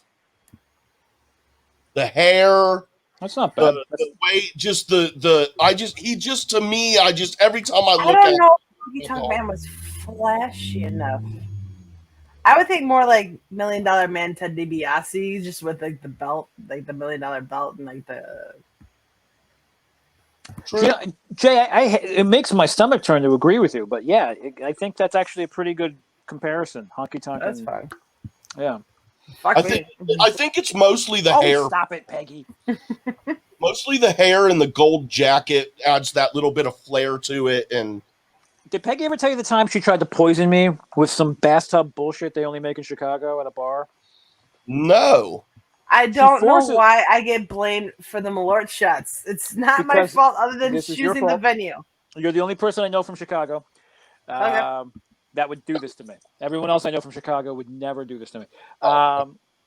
They make some sort of bathtub hooch in Chicago, evidently, in between. Called Malort. They make it, and it's a nightmare. I think they use it to sanitize things before eye surgery. So that's its intent. But also people in Chicago after a Bulls game one day were like, hey, let's fucking drink it. So now Peggy drags us on NFL Sunday to a bar that is literally only coincidentally just showing the Bears. Only the fucking Bears in the middle of Brooklyn, New York. Was that planned? Of course it was fucking planned. Bears. And then, so we're all being, and you know what? We're all being good sports about it because we all want to hang out with you. You should, you should wait in the next room if possible. Don't be a butthead. Oh, she's happy. Peggy, I think the picture on your avatar is very pretty, by the way. I just want to let you know that. I got to butter her up before I really let her have it. As opposed to my normal state. Oh, don't be it. I just turned it around. I'm supposed to turn it around, not you, Peg. What are you talking about?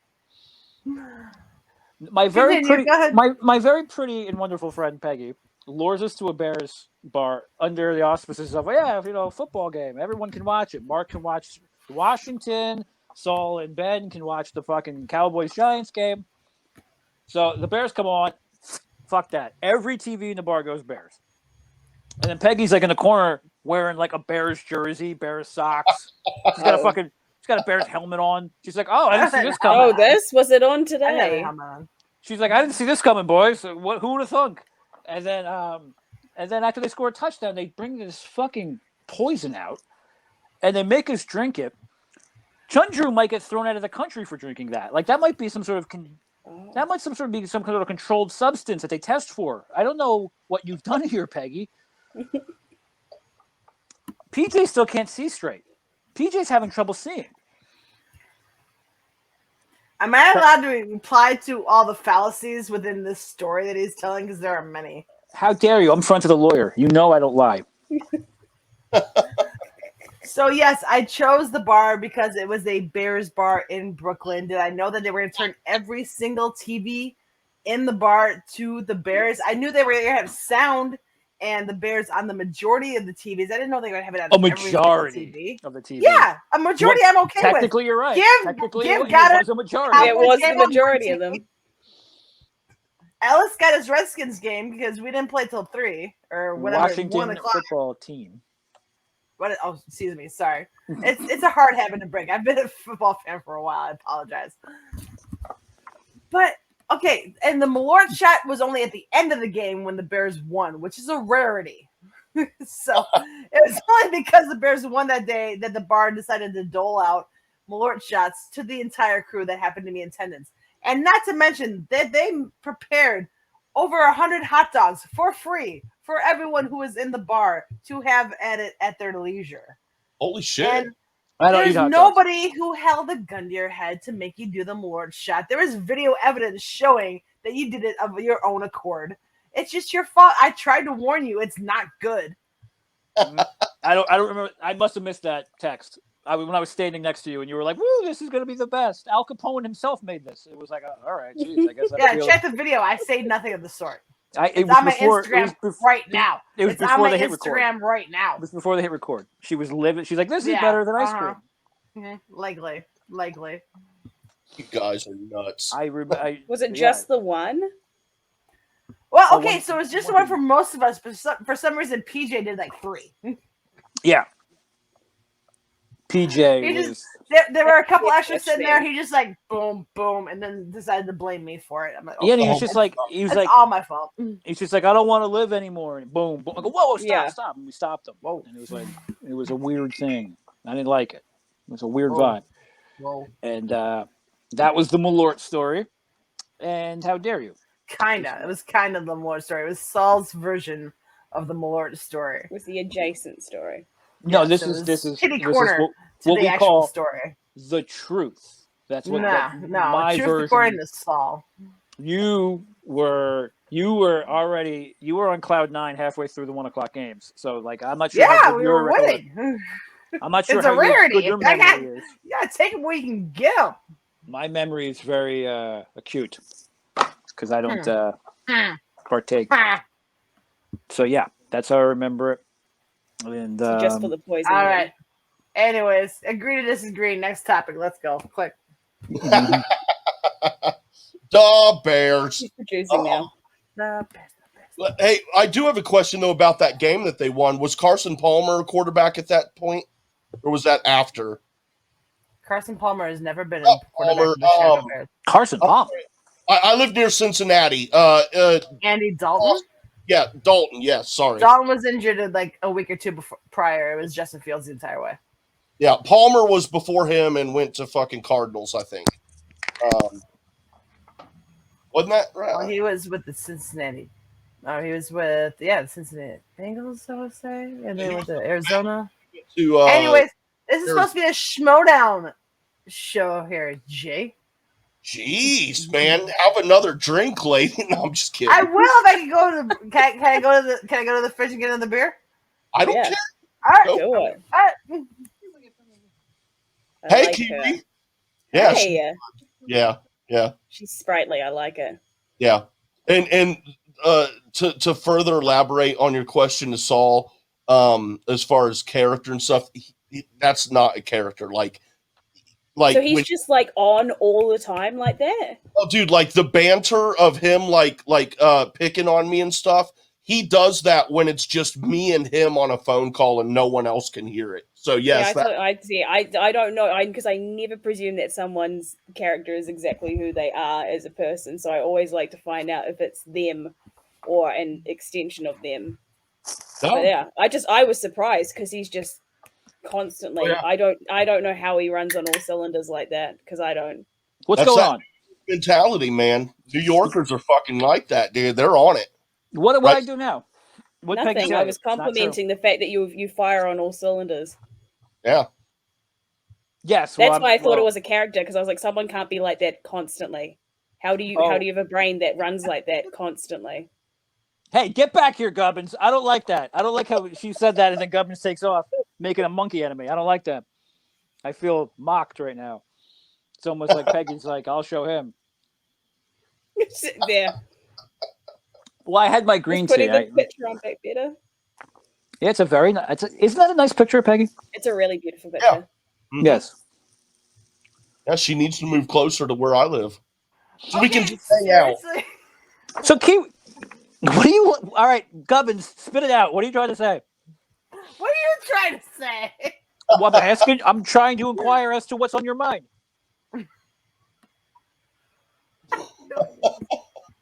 Kiwi, how did you get? How did you get involved with this nonsense?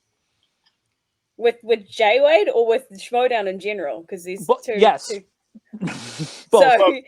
So Taco from Schmoes of the North, me and him have been friends for about 2 years, and he's told me for the past 2 years, he's like, you like movies, you need to watch this show. And I'm the kind of person, the more you tell me to do things, the more I don't do them. Right. I'm like, cool, you've just added a whole week on to me going and starting it. And then I had surgery about 5 weeks ago, and I was like, I'm going to be laid up in bed. I need to start it. And next thing I know, I'm on shows, and then I meet Jay Wade through Taco on a show, and now I'm doing more shows. And it's actually been a full headfirst dive into Schmoedown. And I fell in love with it, like almost within about 3 matches. Started at the start of the year and have made my way all the way through. Uh-oh. Oh shit, guys. We got look at that. Hello. Rachel Hello. Hey, look, it's Frenchie from Greece. Gorgeous. How you doing, Rachel? What's up, Frenchie? Guys, so fucking tired. By the way, at least 3 different times during this fucking fiasco, I tried to call Rachel in the air, but she was. He did, but there's also like a massive storm going on in Orlando right now. So if I leave, that's why, because I'm in Orlando at this point. I literally got off the cruise boats like a day, like yesterday morning, after like 3.5 weeks. So I got some sun, but I'm also fucking exhausted and. Hell yeah! Sorry, I missed everything, but it was a crazy storm. I was doing a Schmoedown Confidential. I was doing an expose on the Malort scandal of October of 21. Oh, that look means that you probably are on the money with your telling of the story. I blame Saul for everything. Hi, baby, you're muted. What the fuck did you just say? Rachel's here. I missed you. Hi, babe. Welcome, Dockside. Oh, Did you guys see, hold on, let's see the shirt. Oh, that's awesome. Let's get ship-faced. That's awesome. Okay. I don't wear white very often, but it's from the Jericho cruise, which I literally got it. I was in his I was invited with some friends to his suite. Like the first night. No. Not obviously not like that. That's gross. Peggy, what did you just do? Quotation marks. What the fuck are you implying? Jericho's a happily married man. But I literally, the night that I went up, I was so tired, but I had already changed out of my cruise shirt, and I was wearing, funny enough, a movie trivia Schmoedown shirt, and I walked into his cabin. He was like, "What?" And I was like, "Yeah, I need to talk to you about this." So I was like, "So I guess you're a fan of Kevin Smith?" He's like, "Well, he's kind of a friend of mine." And I'm like, I guess, whatever. Anyways, I was like, gauntlet dropped. And he just started laughing his ass off. So we'll see if he comes back next season so we can do a Kevin Smith off. Oh yeah. Let me ask you something about Schmoedown. We asked everyone who was on earlier if you could give us one of your favorite moments from behind the scenes this season, something that we the fans didn't see on camera. You didn't ask me that. Excuse me. Mainly, After you never answered, dickhead. He never fucking asked, fucking smart ass. Oh, we'll get to you after Rachel. That's right, because you were having internet issues. Right. Yeah, I was out smoking a cigarette, whatever. I think I've actually answered. I think I've talked about this a few times, but I think my favorite, like behind the scenes that no one has seen, was after Inky and the Brain played against the family, and Andrew was sitting next to me. It was a very long time ago, but this is that was still like one of my 10 favorite years things ever. ago. That was Andrew was pre-den. sitting next to me and like harassing me the entire time to the point where like Mark, we would have to cut away to Mark while he was doing the intro for like the next round, and I'm like, I swear to God, I'm going to punch you on screen. Like, knock it the fuck off. So like as soon as the match is over, I come back because obviously we lost because it's him and McWeeny. We come back, and as soon as Andrew gets behind the curtain, he bum rushes me into a hug and is like, I'm so sorry, I love you, don't hurt me. I was like, I love you, but I don't like you right now. Hey, Rach, I adore you, but I think they were looking for something from the current season behind the scenes. You gonna take that, Rachel? No. I mean, yeah, that makes sense. You're gonna make her push. You're gonna let her push you around like that? Yeah, dude, she's a fellow Amazon. We can do that to each other. Okay. All right. This season, what year is it again? This season feels like it was like 25 Season 9, years. season of war. Oh God, favorite behind the scene. Hey, Hugo.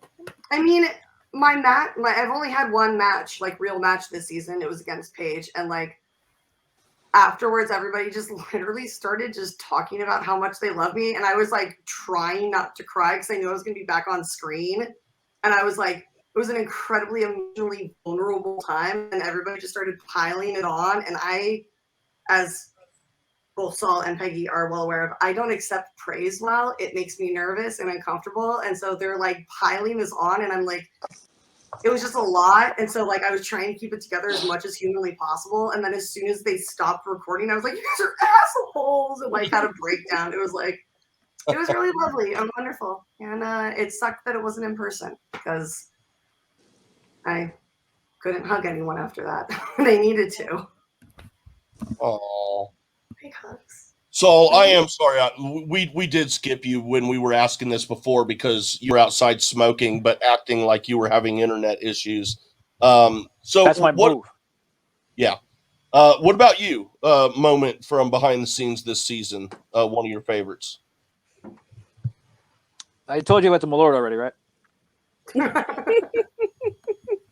I'm out of stories now. That was the only story I had. I had one prepackaged story, and I think I probably fired it off too soon. What behind it? Golly, I'm trying to think. There's a lot of them. The amount of ones, the ones I can tell on the air, there's a lot less. Not as many. Not any. Oh, okay. I was waiting. I was like, well, not many doesn't mean none. So when you say not any, then that just closes the book, and I understand. I have a future to think about, and no. What fucking? I mean, the study session interactions between Paul Preston and Jess Schloth are like the funniest things ever because they're two so separated by age and by experience that every time either of them mentions something, the look on the other's face is just fucking priceless. They make a good team, honestly. They make it. That'd be a good sitcom. Jess and Preston coming to SCN Live this fall. We can be her uncle that she has to go stay with during the summer. It'd be kind of like a Who's the Boss sort of. He's like Tony Danza. She's like Alyssa Milano sort of thing. Yeah. And Kate's like Judith Light. Yeah, we could. I'm gonna pitch this to Harlow. Ooh, dibs on Mona. Yeah, I could see that. I could see you being the actual boss. Yeah, yeah. I could see that happening. Behind the scenes, I wasn't allowed behind the scenes. I was barred from most events involving the Schmoedown. They brought me in under security, and then I'd play, and then they ripped me out of there. So that was not. I have a big mouth, Jay. So they don't let me interact with. It's kind of like a zoo vibe, kind of like a. Yeah. Well, I mean, have you heard about the zoo that had the 5 parrots that kept encouraging the other parrots that could talk to swear, and they had to separate them? I feel like that's like our vibe. I'm very curious about parrots, and I want to know more, Rachel. I think we should talk only about parrots for the rest of the conversation. For example, who do you think the first person was to figure out parrots could talk? And how long do you think he kept that a secret? Because this was like the 1600s. They would have burned you alive for being a witch for dancing in the woods. Yeah. So you show up into the town off a boat and you go, hey, this fucking bird's talking to me. I think they'd start building the fire around you. They would just go, yeah, keep talking, asshole. Sure, the bird's talking to you, Satan. Yeah. And then... I mean, what happens if it... Could you imagine the first time that a human heard a parrot talking was in like an opium den? Yeah, that could have been... hundreds of years that could have been a secret. I no longer care about the talking parrot. I'm just focused in on the opium den now. I'm like, where's that at, dude? Old J. Meth Den Wade shows up and reclaims. You missed it. Jay was trying to lie to it. Jay was trying to brag. He's like, I got friends who do blow. And we're like, yeah, fucking right. I was not. You don't even have a fucking friend who owns context, dude. Completely out of context, dude. Jay was like, my one buddy does blow and owns a Japanese car. We're like, all right, Jay, quit popping your collar, all right? You fucking liar. The fuck is going on right now? Hey, so you missed the fun. You missed a 25-minute legal dissertation because Jay tricked. This whole thing is a farce. This is never going on the air. No one's gonna fucking watch this. If you never see it on the channel, it's because it was just for legal advice. Surprise! This whole fucking thing was a long con ruse by fucking Wade over there to try to get legal advice from Thomas. I shit you fucking not. It was for his friend. It was a legit hypothetical from like 8 years ago. Come on, man. Yeah, all right. And then Jay showed his feet to try to get the OnlyFans crowd worked up. You said don't lie to me. I should have charged you. I will not be lied to. Bill. I'm not doing your Ohio fucking Midwest gentle bullshit. I don't lie. I don't get lied to on YouTube. Asshole. What did I come into? He did. He asked to see my ankles. You got nothing better to do, Silas. What sort of sexual fetish it was for, but he asked, so I did it. Don't you try to one-up me, Silvestrini. If I have to endure this, you're not going anywhere.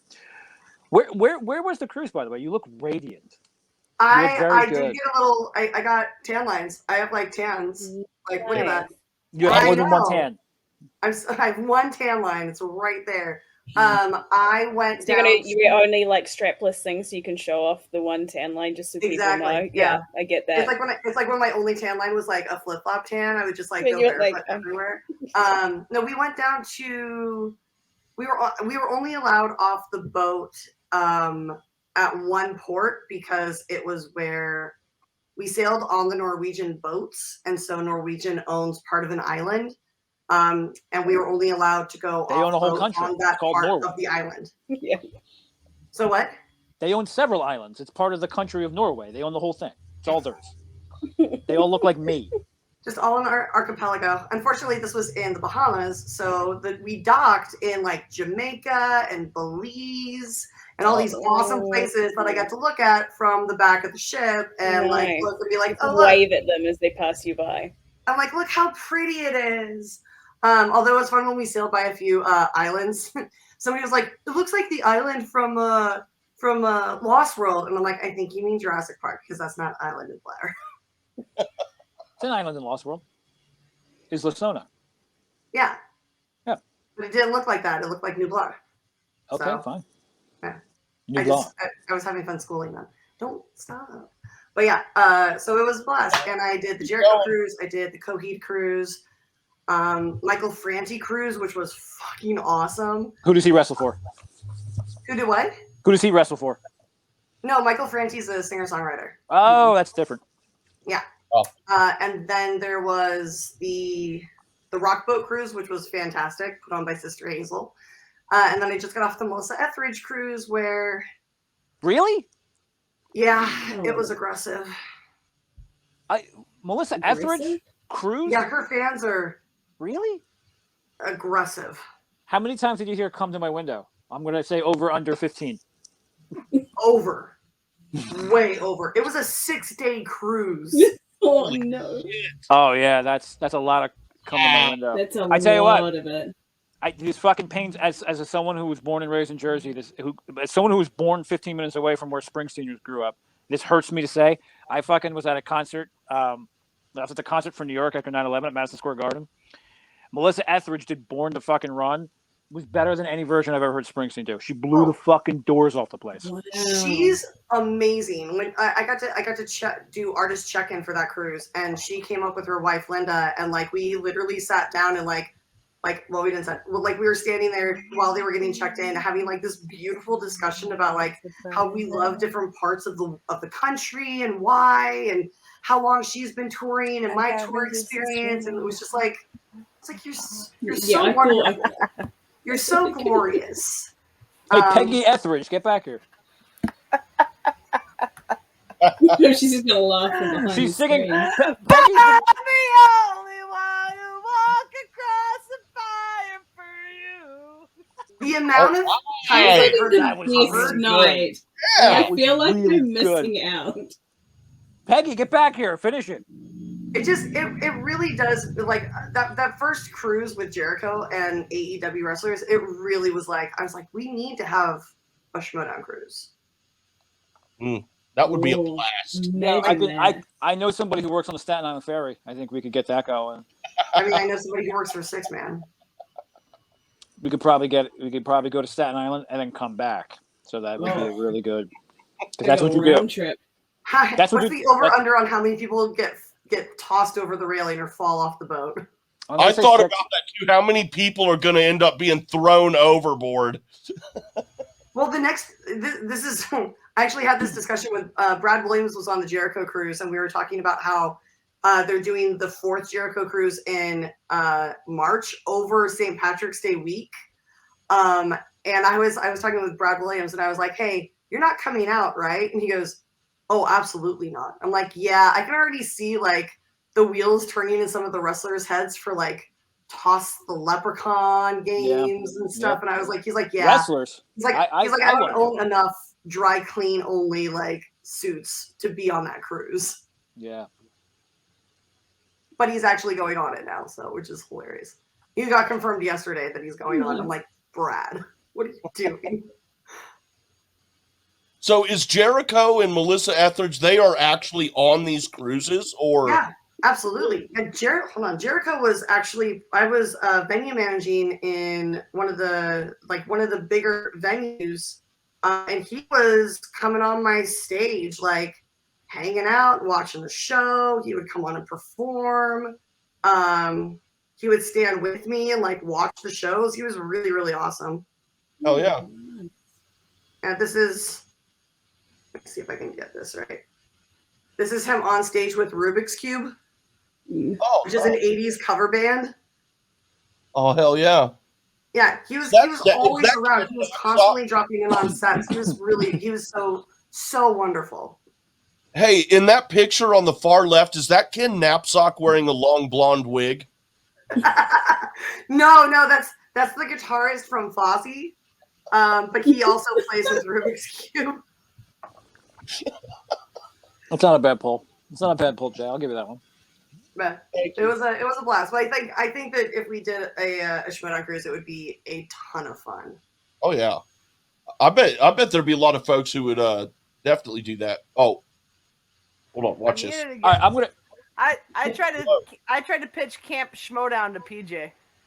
Oh no, is that like fall tournament and like tug of war and shit? Although that, I mean, we could do that on the cruise. Like I've already like designed so many like fucking activities and fun things for the Schmoedown cruise already that has not even been discussed yet. But I think if we end up having a Camp Schmoedown, it would just end up turning into like Dale and Tucker versus Evil. Yeah. Okay.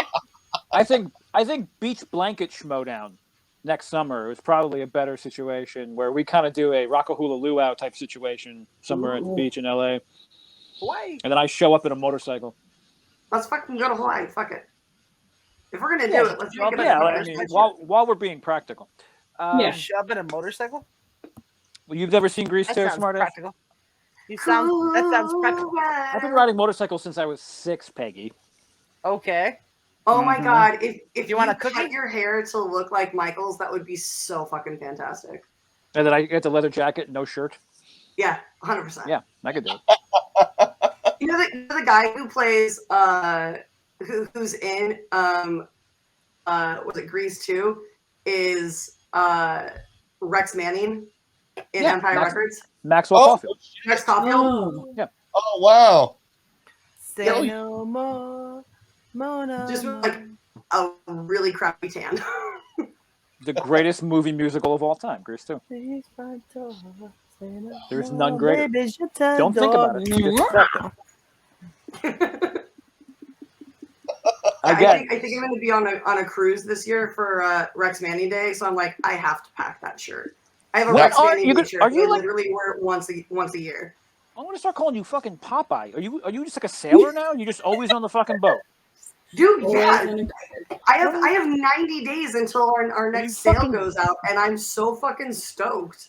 Did you join the fucking B-list celebrity navy or some shit? Like, what is this? Dude, there's a Beach Boys cruise going out in March, and it's the Beach Boys, the Monkees. Wouldn't it be nice if that was a Beatles cover tribute? Mark McGrath is like master of ceremonies. It's so fucking awesome. I heard it. The fucking Monkees. The Monkees. Hey, we're the Monkees. Hey, we're the Monkees. Quoting Say There's still 2 of them alive. Yeah. That's all I Davy need. Jones and the other one. You guys get all the cool So stuff. what am I so afraid? There are no cruises like that in New Zealand. I'm telling you that now. That's weird because you're an island. I thought there'd be I thought it'd be cruise centric. Yeah, but not with celebrities. They pretty much just go look at islands and then meet the. Like you don't have a Russell Crowe cruise where all you do is fight and drink and cuss people out the whole time. Oh that's Australia. They're going to get very mad that you claims it is a New Zealand thing. How dare you, Jay? Taika Waititi is not getting on any cruise ships with any of us at the moment. You don't have I was talking to 6 Man about doing a Lord of the Rings cruise out of New Zealand. Yeah, you don't have some sort of like situation where Brett McKenzie's in a rowboat telling people, "Hey, this is fun." I mean, yeah, he's still around here. They're all really, really cool people. I've had drinks with Taika Waititi and Jermaine Clement. They're fun, lots of fun. This is prior to him getting big overseas. This is back when only Kiwis knew about him. He is probably one of the most charming people I've ever met. Like just instantly, you'd either want to be with him or be him. It's just how it goes. Both can be true. Yeah, and Jermaine's just witty the whole time. Do you think Jermaine Clement? Do you think Jermaine looks like he's almost like a multiverse variant of Mick Jagger? Oh, okay, yeah, I see that. I always thought that, and people were like, "You're crazy." I'm like a young, like a '70s Mick Jagger, not today, obviously. Yeah. I could see that. Mm-hmm. That just begs the question of whether his mom was a Stones fan. This begs the question of, is this still a Schmoedown show? Because I don't know what the hell we accomplished here tonight. No one said it was a Schmoedown show, Saul. It was a den party, which means people from the den, and we have a party type atmosphere and just have fun. Gotcha. There was never a specific Schmoedown inclusive part of this whatsoever, my friend. I got on a couch for that. Yeah. I mean, that I feel. Dude, we had some fun. We found out about me almost hitting a sheriff head on at 80 mile an hour and then running from him and getting away. We heard about me mistakenly dropping off a buddy at his mom and dad's house, neighbor's house, and he was so drunk he went into the neighbor's house and passed out. We had some fun that didn't have to do with Schmoedown. We played a I reckon Thomas is going to invoice you for that time you missed it. He's gonna mail that to you. Yeah. The fun parts were the time we learned about Jay. Those are his highlights of the stream. Yeah, that's interesting. That's your takeaway. That Jay is taking away the stories he already knew. You asked me to be honest about an hour and a half ago, and I told you I never only asked you to tell me what I want to hear. As long as I've known you, I've never asked for honesty out of you. Well, I don't know. And there's like 4 people on the planet I want to be honest with me, and one of them is right here. So right now, my quote is filled.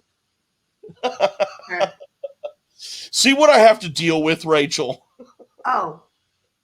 You don't even get to I know you know. You know far more than I do. I like what are you talking about? I have a great Rat Dog story. A time I went to see Rat Dog up in Toledo. Yeah, it was pretty good. It involves acid and locking keys in a running car and a strip club across the highway. And Subway on acid is not very good. But I'm just saying. It just sounds like a Wednesday night in Ohio. You have a fucking Subway in that trailer park you live in? That's a fucking... Yep. That's something. You mean, like a sandwich shop? Yes. Oh. I thought you meant like a fucking... Like a Subway sub, dude. I thought you meant like a train. At a truck stop on the highway. Okay. Yeah. Figures. That's cool. I'm still thinking about a behind-the-scenes thing. I could tell without violating my NDA. Well... We have NDAs. Yeah. I mean...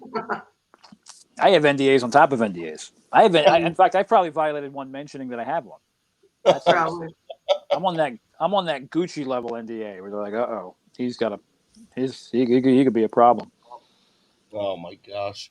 I'm so excited. I have not been contacted to come hang out for the expo, and I'm like, oh, it's like the first event I get to sleep in and not have to show up at like 9 a.m. Yeah, great, Rach. That's real great. And you know what? You get a few underneath. You get a few underneath your belt, and then come talk to me. There's been one, dork. There's been one until this one. What are you talking about? You're like an old grizzled. I'm talking about like all of the live events that I have like had to that I've been asked to show up to early. Rachel's talking like she's Wyatt Earp, and she's been manning these cow towns for years, and now you get your hands dirty. Yeah. What the hell is wrong with you? Listen, Morgan. Just do the job. Okay. I think I'm more of a doc, and I think you know that's correct. You really want to die of TB? That sounds awful. You know what? I'm probably the things I've done in my life. I haven't extended them. So I'm probably gonna. I mean, you are my Huckleberry. Yeah. So keep that in mind. No, I will actually be at the Movie Trivia Schmoedown Fan Expo before the spectacular, so you can come and bother me there, fans. Much such Jay has done here this evening. It's sold out, isn't it? Isn't the expo sold? I think it's close. I think the ticket sales for the expo I know are based upon COVID restrictions. and I think they just released some more. I think we were able to get, or I don't know. If you want to go to the expo, as of today, I believe it's still available, and I will be there, and other luminaries from the movie trivia Schmoedown, Galaxy of Stars, will also be present. Oh yeah. That's how I see the Schmoedown. Everything is like the 60s. Like you have like that thing you do. Schmoedown, Galaxy of Stars. That's how I see all of us.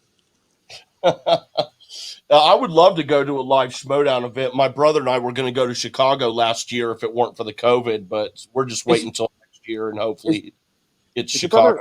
Is your brother a lot like you? No, neither of my brothers are like I have two brothers and they're 7. One is 7 and the other is 9 years older than me. So they were like mine's 11 years older than me. Years apart, and they're a lot closer to each other than I am to them. But I mean, we all still get along and everything. But no, they're a lot different than I am. Mm-hmm. Yeah. I'm keep trying to think about a behind the scenes story I could tell you. I like that you're still working on it. You haven't moved on from that. No, because I'm disappointed I can't come up with one that would, that I could. It's not well. I have a really good one, but it's a little aggrandizing, and I don't want to fucking do that. And God forbid. Somebody gave me a very nice compliment that I appreciated. And shut up, Rachel.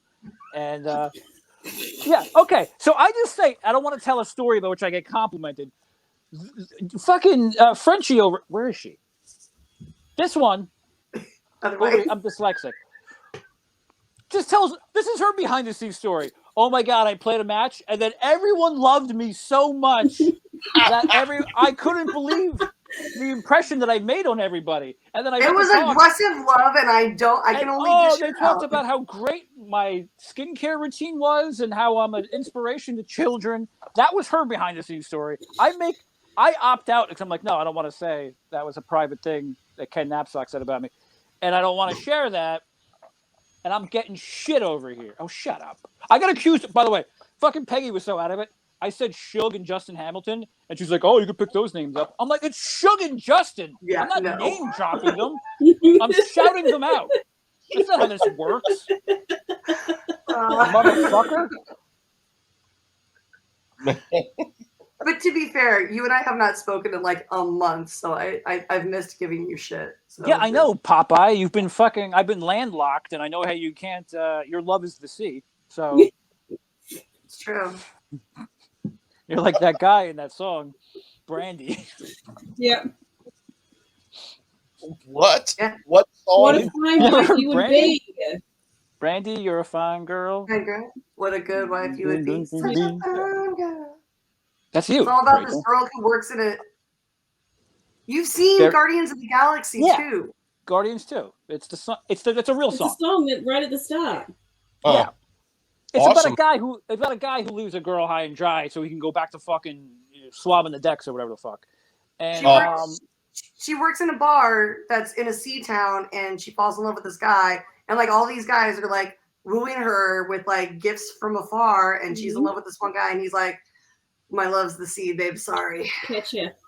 If I had a dime for every time I'd tell abroad that, say what? Is that how you get out of it? You're I'd just have like a lot of dimes. What if you had a dime every time you told a girl that you loved the sea more than her? Yeah, because I had to go back to the sea. That's where, because. What are you fucking Ariel?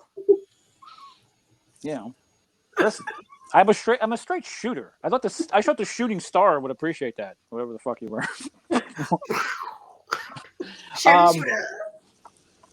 I miss those guys. I can tell you. Did I still want to see everybody in a few weeks? Did we talk about Jay? I didn't do your show after the Brandon Hanna rematch. We could talk about that. Was an interesting behind the scenes. Where tell me. Where that was, I did 3. I played a match from 3 separate locations. Oh yeah. And, that I had that my season should have ended that day. I had no business winning that match. I was just having terrible technical difficulties. My setup is fine on Skype. It's a nightmare in StreamYards. It's fine on FaceTime. It's fine on any other conferencing, but StreamYards, Blue Jeans, I'm fine. something about my iPad and my cell phone don't get along with StreamYards. And we switched back. The match I had before that was on Skype. There was no problems. And then we went to StreamYards. And the third time I came back, I was preparing myself mentally for the conversation Christian and Mark were about to have with me, saying, this has to be a forfeit, because it was so obnoxious and aggressive. And like, the fact that I scored a single point in that match, let alone won against an opponent as good as Brandon, is a miracle. I was not in that match at all until I got my first steal. And then that's when I came back online. And then, but that was I just could not get. I had literally everyone in my house. All devices were turned off. The router was rebooted. Everything was done. We just could not get a fucking signal. And I owe Brandon a thank you for being so patient. He could have, if he stomped, if he could have, a lesser competitor might have made I actually had another technical issue in another match that someone made that threw a hissy fit over. And Brandon never even blinked for a second. He was extremely cooperative and understanding. And I appreciate that very much. All bullshit aside, all the things I say about him, especially considering how much shit I say about him that's true. That being said, he didn't complain at all.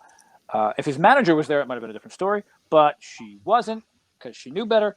And I came out with the big W that day. But that was a fascinating mental test that I don't know that I could ever. Hopefully never have to anything like that ever happen again. But to lose, to be so far away mentally from where you should be in the middle of a competition, then to be able to pull yourself back in, that was a really fascinating situation for me to experience. And I will take that with me for the rest of my career, I think. Now, I got a question about that. Was the word forfeit ever brought up from Christian or Mark, or is that just a concern you had? That was a concern that I had predicated on the last time I played Brandon Hanna. I had some technical issues. They didn't actually, nothing ever came up of last season. Nothing ever came of them, but I was threatened with a forfeit if they didn't clear up. Hi, Peg. Welcome back. Hi. And so no, not that day. But I knew it was like, I'm not stupid. I know how the show works. If they pulled me the third time, if they were like, "Saul, that's it," I would not have blamed them, and I would have been enraged. I would have hated it, and I would still be harping about it probably. Not what they did, but the fact that I was in that situation. But I thought for sure it was every time I dropped out and came back on, I thought I was going to get. Hey, that we can't do this. So, yeah, dude, I pick on Brandon a lot, and I have for over a year. But I mean, I like him, especially after doing the one-on-one that I had with him from Birth to Schmoedown. Dude, don't plug your other shows on here. Shut up. Focus. He is legit one of my favorite people that I've met in the Schmoedown. He's what? I mean, I don't know him personally, but from my interaction with him, he seems like a very nice, down to earth, laid back guy. That was my impression. Yeah. Wow. He's pretty great. I miss him. He told me the sweetest story, dude. And it was on the show, like when he and Sabrina had first started seeing each other. She was doing some remodeling around his house. He went out and bought the first power tool that he had ever bought in his life in order to help her do stuff around her house. And the man did not really know how to use the power tool, but he did it anyway. You shouldn't. He literally brought it home and was like, "Rachel, look what I got." And I'm like, "Do you know how to use that?" He's like, "No." And I'm like, "Okay, look. This is forward. This is backwards. This is the power store." Yeah. It was so sweet. Jay, that was probably off the record. I don't think he wants that in the world. So that was in the middle of our interview. So let me get this straight. His girlfriend was doing the remodeling, and Brandon was sitting there with like test tubes and beakers and shit. And so he goes out and buys a Black & Decker. I tried. I tried, Brandon. I tried to express this very sweet, caring story. Oh, it was the sweetest. It wasn't a remodel. It was a redecoration. Redecoration. So she was having issues like putting things back together. I think Sabrina's laying tarps down. She's got a tool belt on. She's laying drywall. Brandon is like fucking reading some bullshit about NASA or something. He's making the perfect compound. She's got like a nail in her mouth. She's like fucking doing one of these. She's pouring concrete, mixing it, covered in sweat. She's like, motherfucker, get off the couch. Sounds like an incredibly intense vision you've had. And then fucking Hannah's wearing a lab. Brandon's on the couch in his boxers and a lab coat. He's fucking watching Mr. Wizard reruns. I did not need that image, and I lived with the man for 2 years. And she's like, Brandon's like, you need any help? And she's like, you think, Bill Nye? You think I could could you hold the nail? I tried, dude. It was be able to tell her exactly how and exactly with how much force to hit the nail to go through everything in one hit. What is going on right now? Yeah, I was trying to build up. Jay's humiliating Brandon Hannah for some reason. I don't know why. I don't know what he did to Jay. Every single thing that I have tried to do tonight, Saul has come in and he's found a way to just fucking take a huge dump on it, dude. Which you're very good at. I'll give it to you. I don't need your compliments. Your validation means nothing. I am not trying to make this life any longer. I'm just trying to get more life into I'm not trying to get more years out of my life. I'm trying to get more life into these years. So this is my obstacle today is Jay Wade, and this is how I'm circumnavigating it. It's by pulling you apart. Unreal. It's very real. It's the most real. It's real. Oh, I believe it's real. You know what else is real? Hannah gave you a shellacking the first time y'all played. That was a long time ago, Mr. Fucking Wade. It still happened, my friend. It still happened. Yeah, but guess what happened? Those fucking chickens came home to roost. And it's not who won the first one, Jay. It's who won the last one. I feel like a rubber match. Who won the last match they played? You or Hannah? Well, we both lost. But when we played each other, I beat Brandon. Yeah, never mind. I fucking, that was stupid. You really have it out for this Brandon guy. Like, you were just fucking dragging his name through the mud. You're telling me, first of all, his girlfriend emasculates him. She's over there watching Bob Vila reruns, taking the Notebook. Hannah is doing his nails with a Bunsen burner. And you're over here talking about this story like, oh, this is the greatest thing that's ever happened. On Valentine's Day, no less. I don't know why you're doing this to the guy. I don't think that's who he is, Jay. I don't think he's pathetic. I don't know why you're telling these stories that would insinuate nothing but that. Those are your choices that you're going to have to live with and get DM'd about. And dude, if anyone DMs me about anything here tonight, I am forwarding those fucking things directly to you, my friend. First of all, I think it's funny you think you can DM me. I've had that situation. I've had that situation set up for months. That is the old blockaroo. And no, I just think it's weird. Brandon is making a model rocket. And he's like, hey, look, hon. And she's got a nail gun. And she's like, hey, that's great, Brand. I really appreciate it. I gotta get this ductwork laid. Could you? It's my birthday, and this is what I'm doing. You know. I have a question, Saul. If I had not said remodeling and I had used the correct term redecorating, would you still have gone on this little thing?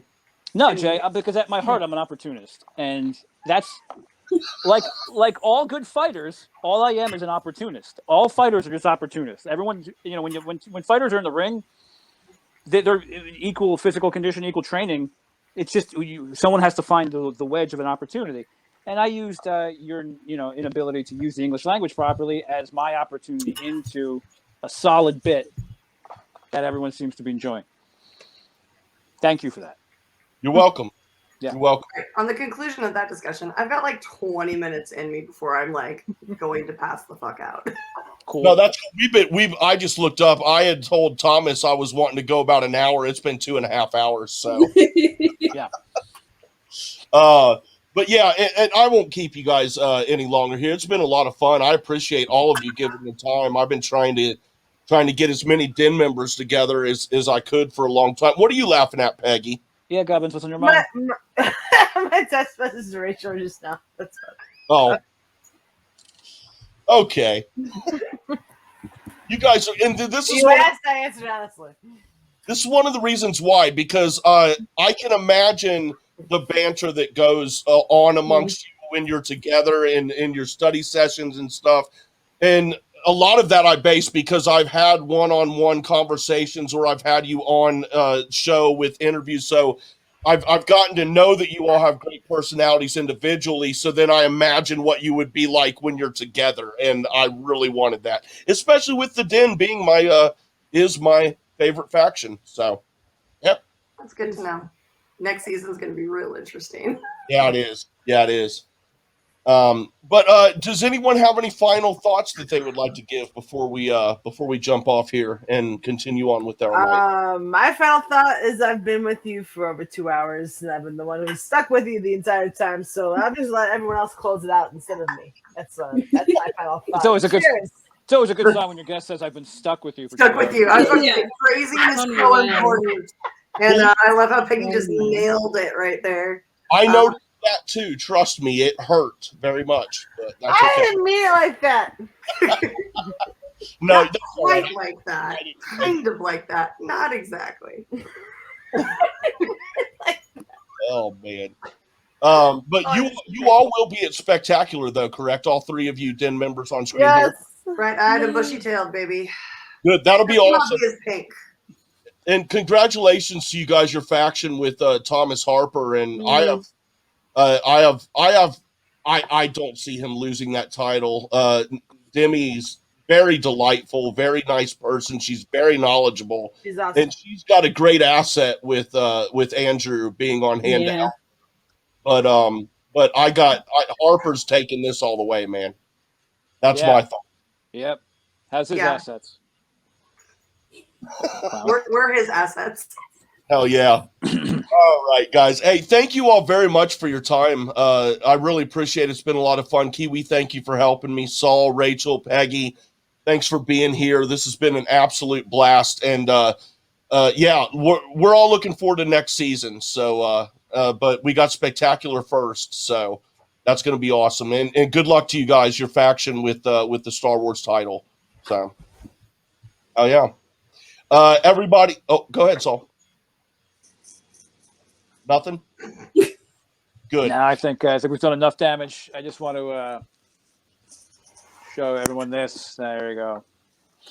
Hey, I like the tie-dye t-shirt, buddy. Right. The Etsy store should be up by Spectacular. Just saying. Hell yeah. Hell yeah. Okay, everybody. Thank y'all. Thank y'all very much. And everyone watching, thank you also very much. Hope you had a great Thanksgiving holiday, and we'll see you next week for a Spectacular pre-show here on Speaking of Schmoedown. So everyone, thank you very much, and have a great night.